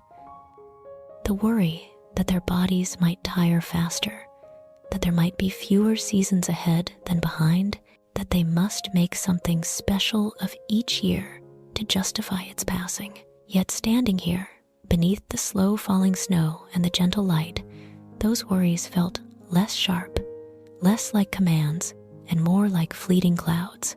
Together, without speaking, they gathered up the pressure they had placed on themselves to make every moment meaningful, and they let it go into the lantern's steady flame. They did not need to prove anything to the night. It was enough that they were here, hand in hand, breathing the same cold air and sharing the same quiet wish for gentler days. Nearer to the inn, Marian placed her own hand upon a lantern she often chose on this night. Its glass, veined with a particularly delicate pattern of frost that reminded her of river ice in early winter. She did not think in words of what she was offering. It was more a feeling, a subtle, familiar weight that came from years of holding space for others, of carrying their stories, their weariness, their unspoken hopes. She loved her work, loved this inn, but she knew that even the keepers of quiet places sometimes grew tired. So she stood there under the snow, let herself feel the ache in her own heart and hands, and gave a small portion of it to the lantern she had tended year after year. The flame, as always, remained unchanged, calm, trustworthy, steady. She drew in a deep, slow breath of the cold night and let it out in a long, quiet sigh that sent a cloud of white into the air. For a few moments more, they all remained where they were, each alone with their lantern, and yet woven together by the same hush, the same faint glow reaching out across the snow. Their breath rose in soft plumes, snow settled on their shoulders and hats, and did not trouble them. Somewhere in the distance, a church bell sounded, a slow, gentle strike marking another passing quarter hour as the old year drew nearer to its end. It was not yet midnight, not yet the turning, but the night felt poised, like a held breath that did not strain, only waited with patience. When they finally stepped back from the lanterns, their hands leaving faint impressions in the frost, they did so quietly, like people leaving a sacred place without wanting to disturb its peace. The lanterns burned on, keeping their silent vigil on the hill, holding whatever had been entrusted to them without fanfare. The guests turned slowly toward the inn, its windows glowing warmly against the dark, and began to walk back, their footprints marking a gentle path through the snow. If you had stood among them, you might have felt, too, the sense of something subtle yet real, having shifted inside you a little less weight on your shoulders, a little more room in your chest to breathe. You might have chosen a lantern whose light called to you and let your fingers rest on its chilled glass, offering it one small worry, one quiet burden you no longer wished to carry alone. And as you walked back toward the warm, waiting inn, the lanterns behind you would have continued to shine softly in the snow, holding that offering in their steady, golden light. They returned to the inn slowly, as if reluctant to step too quickly out of the soft spell of the lanterns. Snow had settled along their sleeves and on the crowns of their hats, a fine powder that glimmered faintly whenever they passed beneath one of the golden circles of light. The path between the inn and the lanterns was not long, but in that small distance, the world felt suspended, held in a calm so deep that even their footsteps seemed respectful. Behind them, the row of lanterns continued to burn in a quiet line along the hill, each one a small, steadfast flame in the gentle darkness. When Marian opened the inn door again, warmth rolled out to meet them, carrying the familiar scents of wood smoke and beeswax and faint, lingering herbs. One by one, they stepped inside, and the door closed softly behind them, shutting out the cold without shutting out the presence of the night. It was as though the snow and the lanterns remained with them, in the hush they carried in their bodies and the loosened set of their shoulders. They removed their coats, scarves, and gloves, with slow, unhurried motions, hanging them once more on the waiting hooks, and the room seemed to draw them gently back into its embrace. The fire in the hearth had burned lower, deepening into a bed of rich embers, threaded with slow, curling tongues of flame.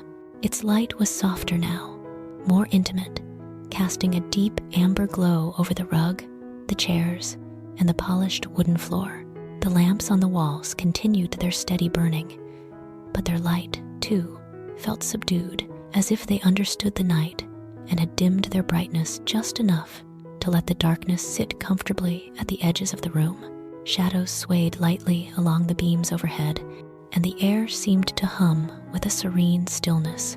Clara sank back into her chair with a quiet exhale, her cheeks flushed from the cold, her eyes holding a new, calmer brightness. She drew her shawl around her shoulders and folded her hands loosely in her lap, feeling not the restless weariness of earlier, but a more peaceful heaviness, as though her body and mind had finally agreed to stand still together. Mr. Rowan took his place once more near the fire, stretching his feet out toward the hearth and resting his hands on his thighs, his gaze soft and turned inward. The knot that had sat between his brows for much of the evening had eased, leaving his face more open, gentler. Edmund and Mira resumed their seats side by side, closer now, their shoulders almost touching. Mira leaned ever so slightly against Edmund's arm, and he adjusted his posture without thinking, making himself a little more of a resting place for her. Their hands, without discussion, found each other again on the armrest between them, fingers interlacing with the ease of long habit.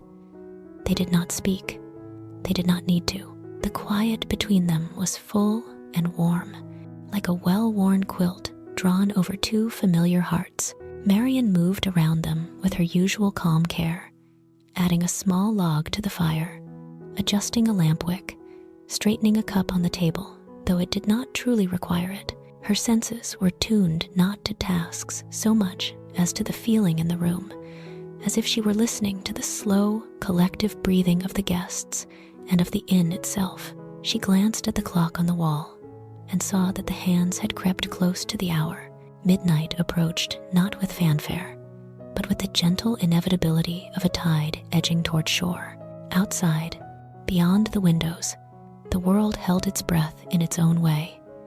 The snow continued its patient descent, flakes drifting down through the air like tiny, luminous petals.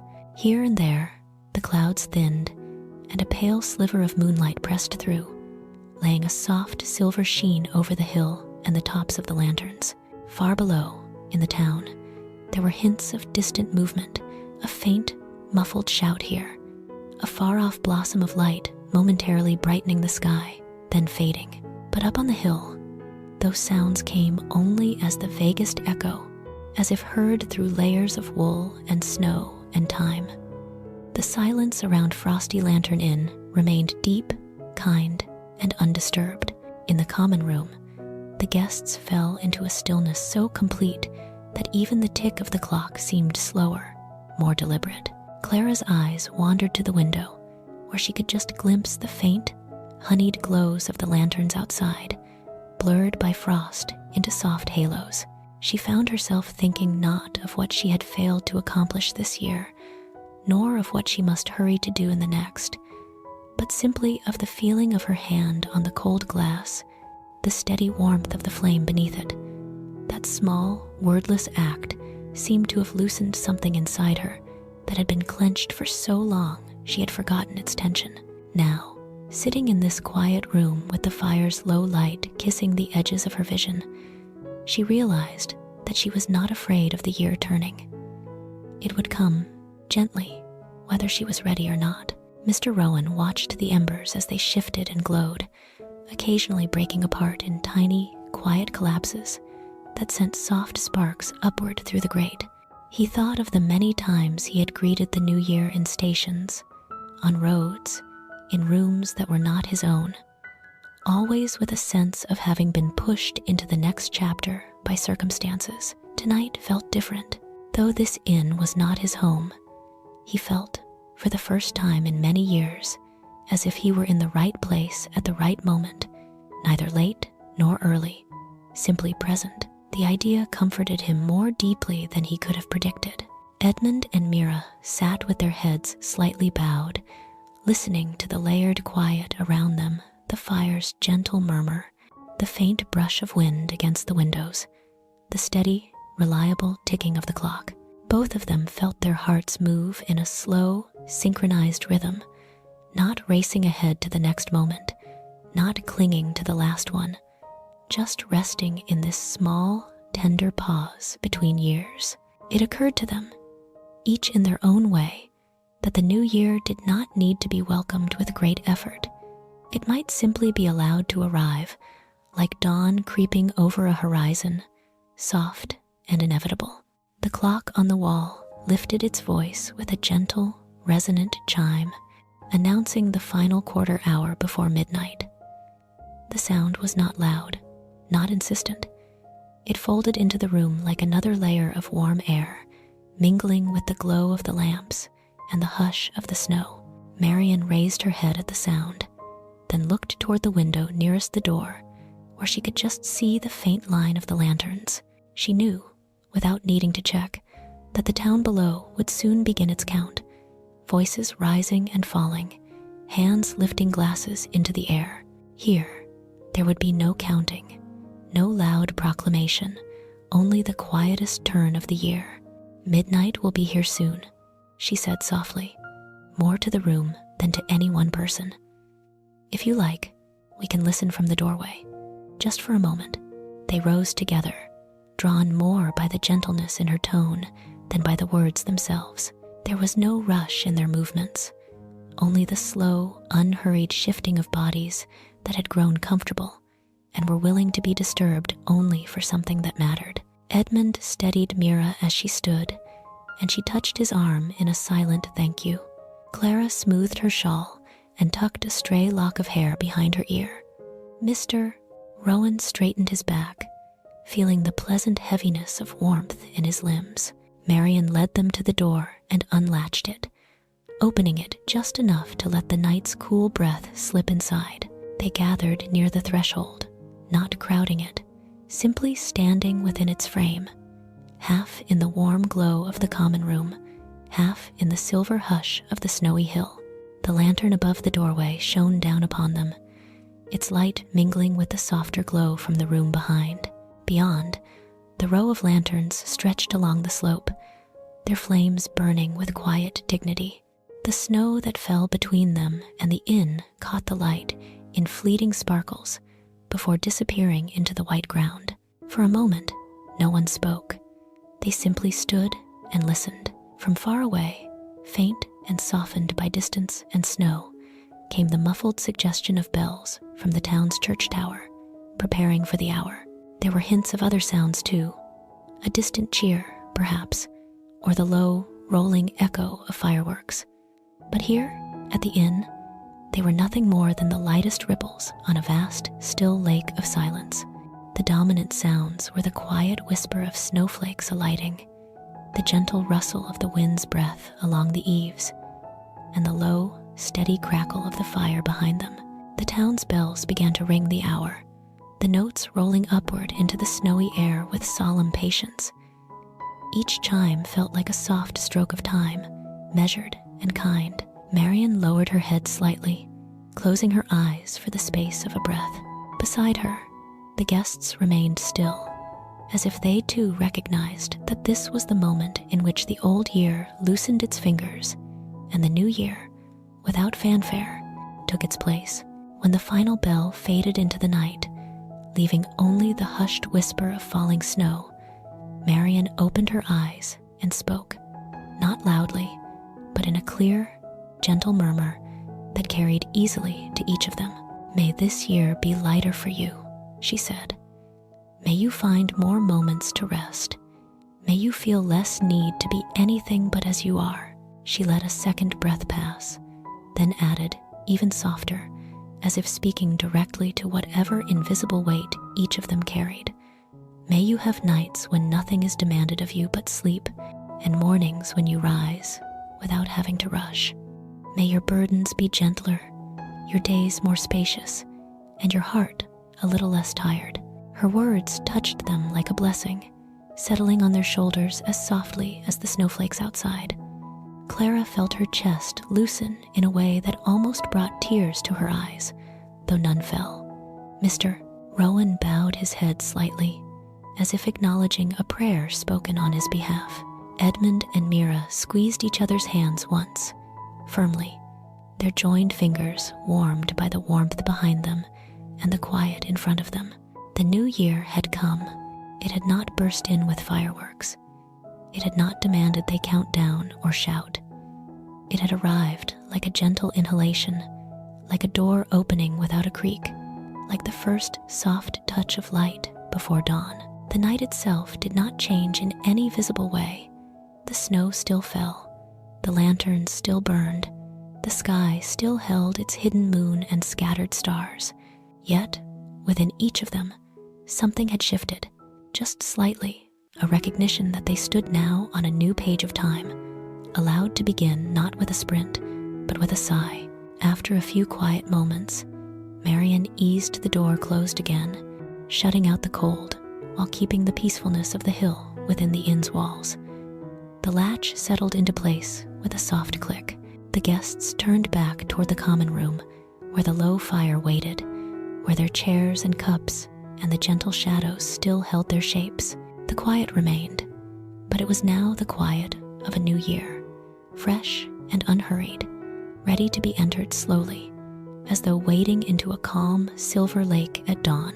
They moved away from the door with the unhurried grace of those who have witnessed something small but important and do not wish to disturb its settling. The common room received them again with its softened light and low, contented warmth. The fire, which had seemed almost to listen with them at the threshold, gave a gentle sigh as a log shifted and collapsed into a deeper glow. The air felt slightly different now, not because anything had changed in its scent or temperature, but because time itself had turned, and the room was quietly acknowledging that a new chapter had begun. No one spoke for a few moments.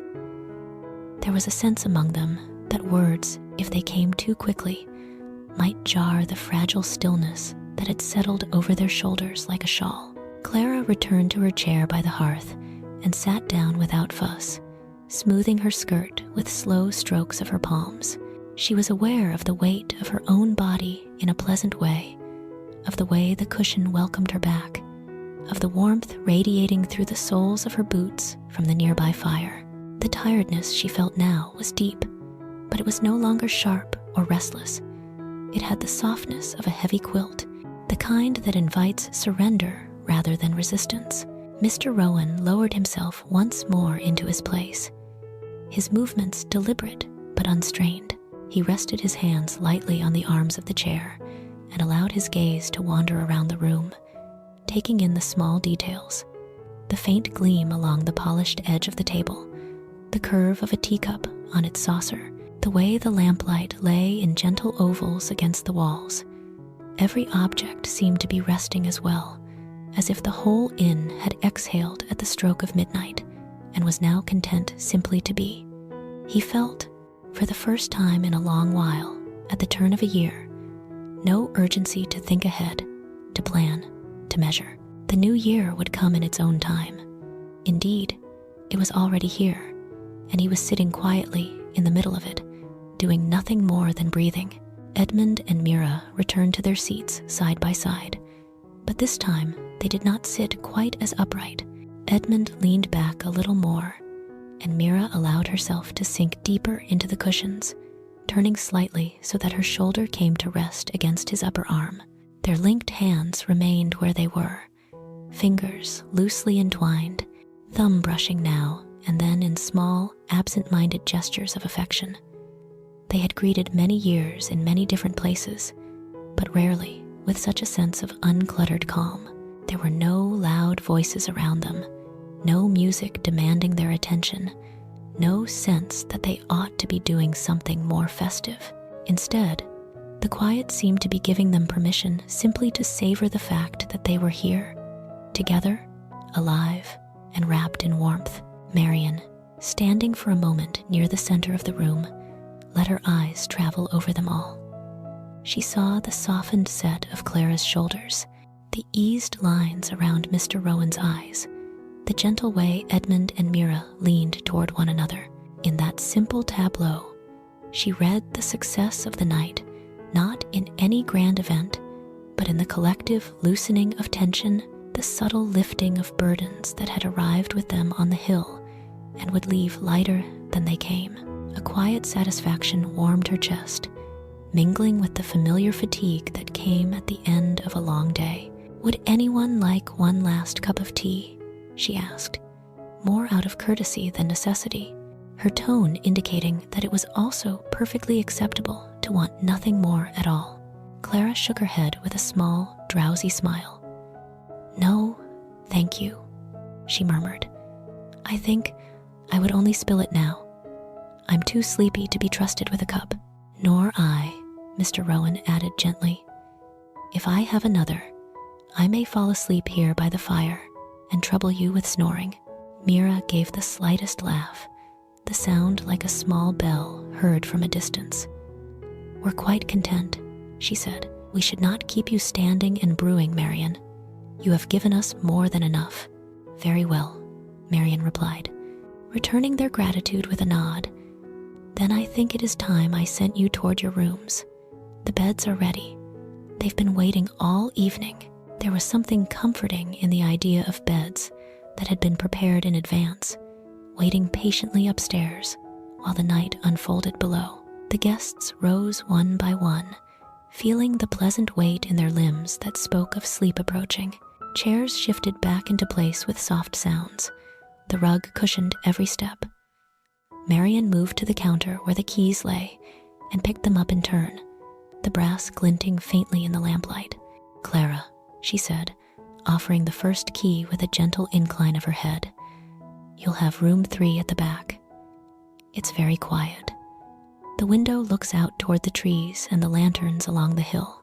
If you leave the curtains slightly open, you may see their glow through the night." Clara accepted the key, feeling its cool, solid weight in her palm. "Thank you," she said. The thought of a small, quiet room with a view of the lanterns soothed her immediately. She imagined lying under heavy blankets, watching that softened light, and felt her eyelids grow heavier in anticipation. "Mr. Rowan," Marian continued, holding out the next key. "Room 2 is for you. It's just along the same corridor.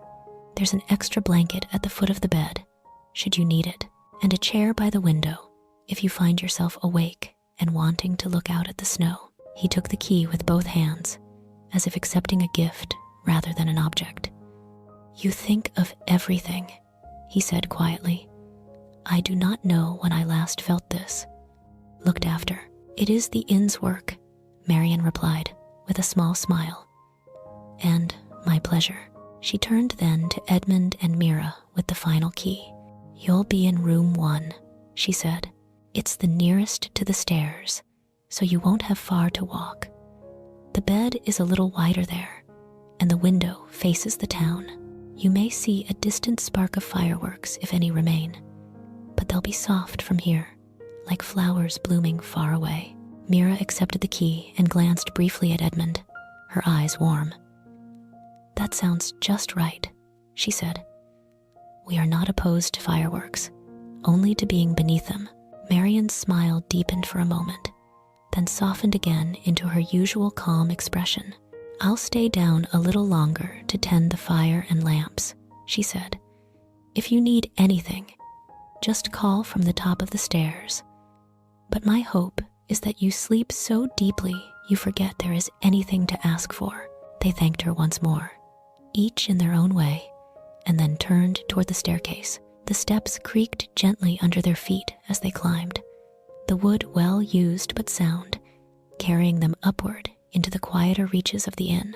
A single lamp burned at the foot of the stairs, another at the top, casting a faint golden lane of light that guided their ascent.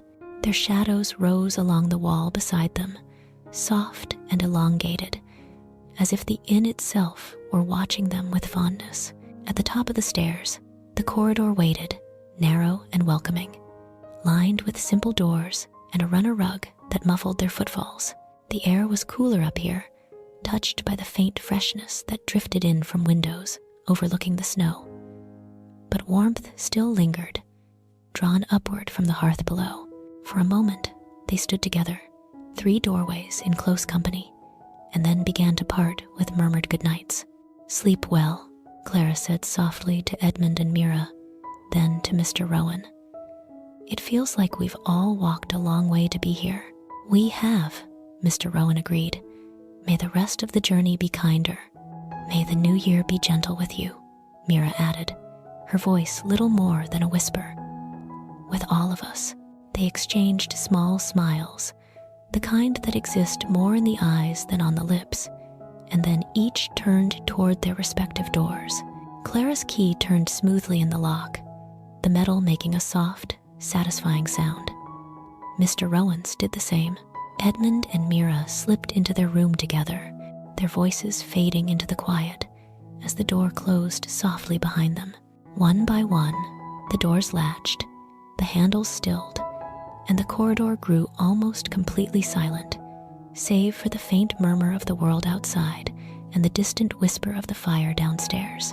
Below, in the common room, Marian moved through the last of her nightly tasks with a deeper slowness, the kind that comes when one is moving toward rest.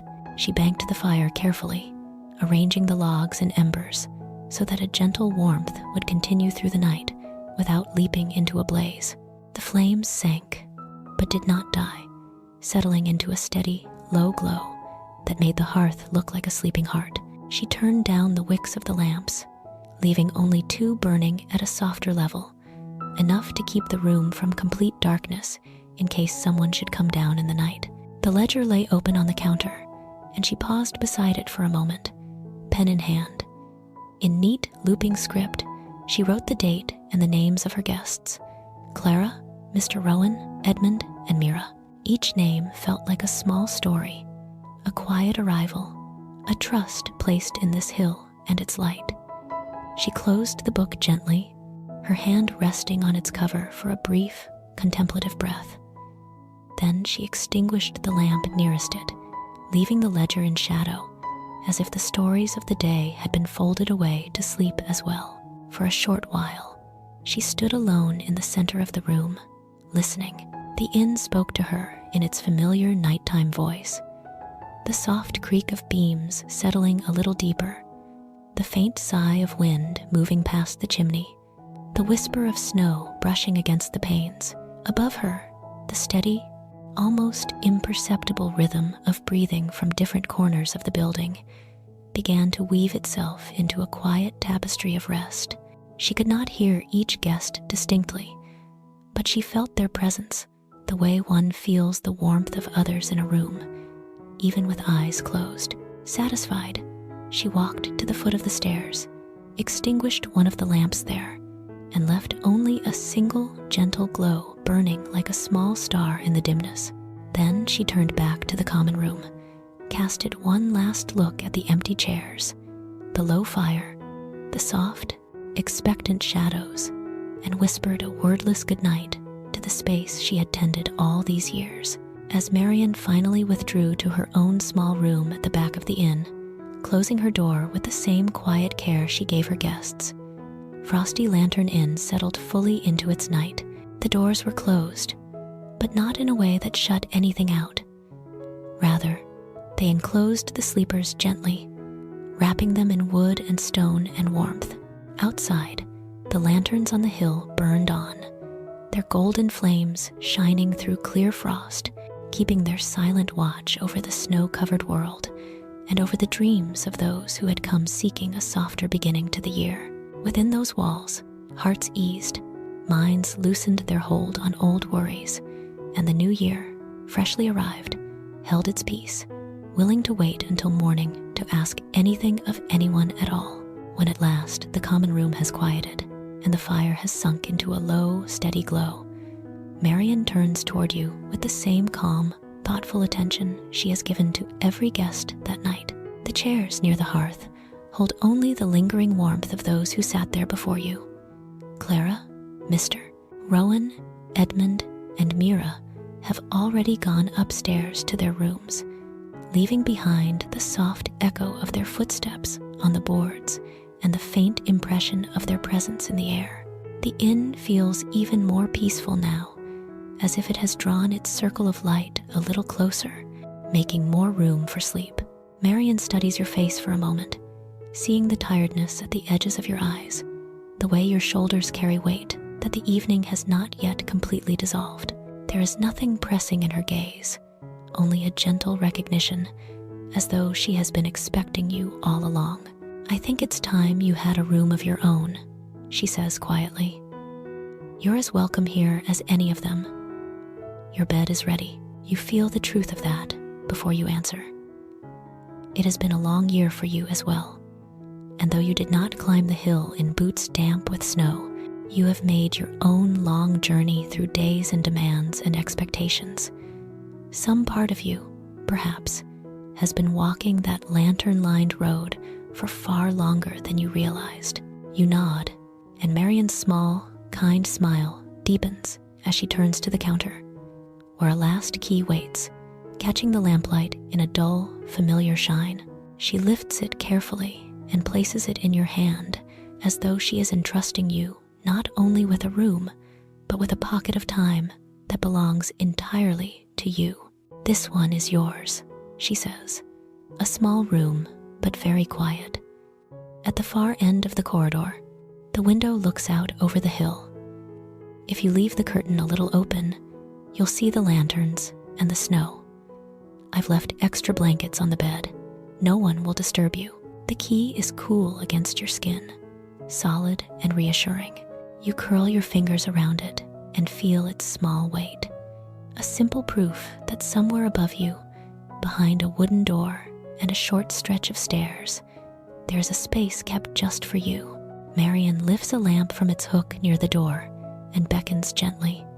Its soft, golden flame blooms into the surrounding dimness as she leads the way toward the staircase. You follow, your steps quiet on the rug, your body heavy in a way that no longer feels like strain, but like the pleasant gravity that comes when sleep is near. The stairway rises in a narrow curve, its polished rail smooth beneath your hand. The boards creak softly beneath Marian's measured tread, each sound familiar to the inn and unalarming, like the sighs of an old friend shifting in its sleep. Light from the lamp swings in a slow arc as she climbs, brushing the walls with moving patches of gold and shadow. You climb behind her, one step at a time, feeling the gentle pull of the bed waiting above as surely as if it were taking your hand. The air grows a little cooler as you ascend, touched by faint currents from the windows at the end of the hall. But the warmth from below still follows you, a soft undertone against the cooler night. At the top of the stairs, the corridor stretches ahead in a straight, simple line, its floor muffled by a runner woven in faded, earthy hues. Doors stand along one side, each with a small brass number polished by years of touch. A modest lamp at the end of the hall casts a quiet, steady glow, turning the air golden and making the shadows gentle rather than deep. Marian leads you past the first doors, where other guests are already sleeping, their dreams drifting like slow clouds behind closed panels of wood. You can almost feel their rest, as if it were part of the calm that fills the corridor. It makes your own weariness feel less lonely, more like something shared. She stops at a door with a number that now belongs to you and raises the lamp, letting its light fall kindly on the wood and brass. The key turns easily in the lock, the mechanism giving a soft, well-oiled click, as though it, too, has been waiting for you. Marian opens the door and steps aside, allowing you to enter first. The room is small, but in the way of the best small spaces, it feels complete and welcoming, with nothing unnecessary and nothing lacking. A bed stands against the far wall, its wooden frame simple and sturdy, the mattress piled with thick, soft blankets in layers of cream and muted blue.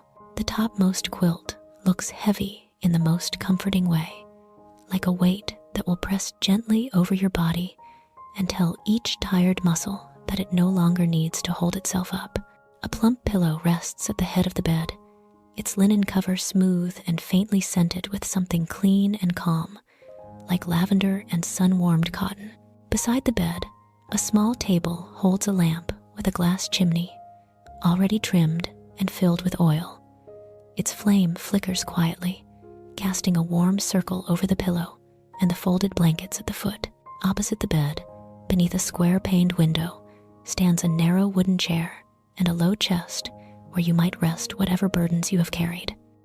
The window itself is half veiled by a curtain of soft, pale fabric pulled gently to one side. Through the glass, edged with a delicate fringe of frost, you can see the faint, golden glow of the lanterns along the hill. They burn steadily in the dark, their light softened by falling snow, so that what you see are not sharp points, but blurred, gentle halos scattered across the whiteness. Above them, the sky is a deep, quiet shade, where clouds have thinned just enough to reveal hints of stars and the pale brush of a hidden moon. Marion steps just inside the room, setting the hallway lamp on the small table for a moment so that its glow joins the lamplight already here. "There is water in the pitcher," she says, nodding toward a simple ceramic jug and basin on a stand near the wall, "and extra blankets in the chest, if you should need them. But I think you will find these enough." Her gaze drifts to the bed, and there is a soft, knowing warmth in her expression, as if she has seen many strangers lie down there and rise as something gentler than they were when they arrived. She does not linger long. "This is your room now, your quiet pocket of the night. I'll be just downstairs for a little while longer," she adds. "After that, I will sleep too." But the inn knows how to keep watch. Let the lanterns outside and the fire below do the work of staying awake. You don't need to. "Happy New Year." The words are spoken in the same tender tone she used at the door, but now there is a special softness reserved for you, as though she is placing them like a small blessing on your pillow. With that, she lifts the hallway lamp again, steps back into the corridor, and pulls the door gently closed behind her. The latch settles into place with a quiet, final sound that shuts out the world beyond the inn, leaving you alone with the soft lamplight, the snow-muted glow from the window, and the slow, deep hush of Frosty Lantern Inn at rest. The silence is not empty. It is full of small, comforting sounds. Somewhere below, the last embers in the hearth shift and sigh. The beams of the inn's frame creak faintly as the night wraps around them. Outside, the wind moves in slow, careful strokes along the eaves, and the snow brushes the window with a whisper like quiet breathing. You stand a moment in the center of the room, letting your eyes travel over the space that is now, for this one gentle night, entirely yours. You notice the way the lamplight reflects in a soft sheen on the wooden floor, the way the shadows pool harmlessly in the corners, the way the glow from the window and the glow from the lamp mingle to cast a gentle golden silver wash over the bed. It feels, in some deep and quiet part of you, as though the room has drawn in a little closer around you, offering shelter not just to your body, but to your thoughts, your worries, your untidy, unfinished year. When you sit down on the edge of the bed, the mattress yields in a slow, welcoming way, neither too soft nor too firm. The blankets rustle calmly beneath your hands as you smooth them back. You ease off whatever weight you have been carrying, your shoes, your outer layers, the invisible armor of effort and presentation that the day required. Each piece you set aside feels like one more small burden gently laid down on the chest by the window.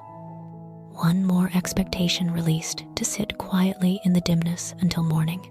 The air against your skin is cool and clean, and the promise of warmth beneath the blankets feels irresistible, like a soft tide drawing you inward.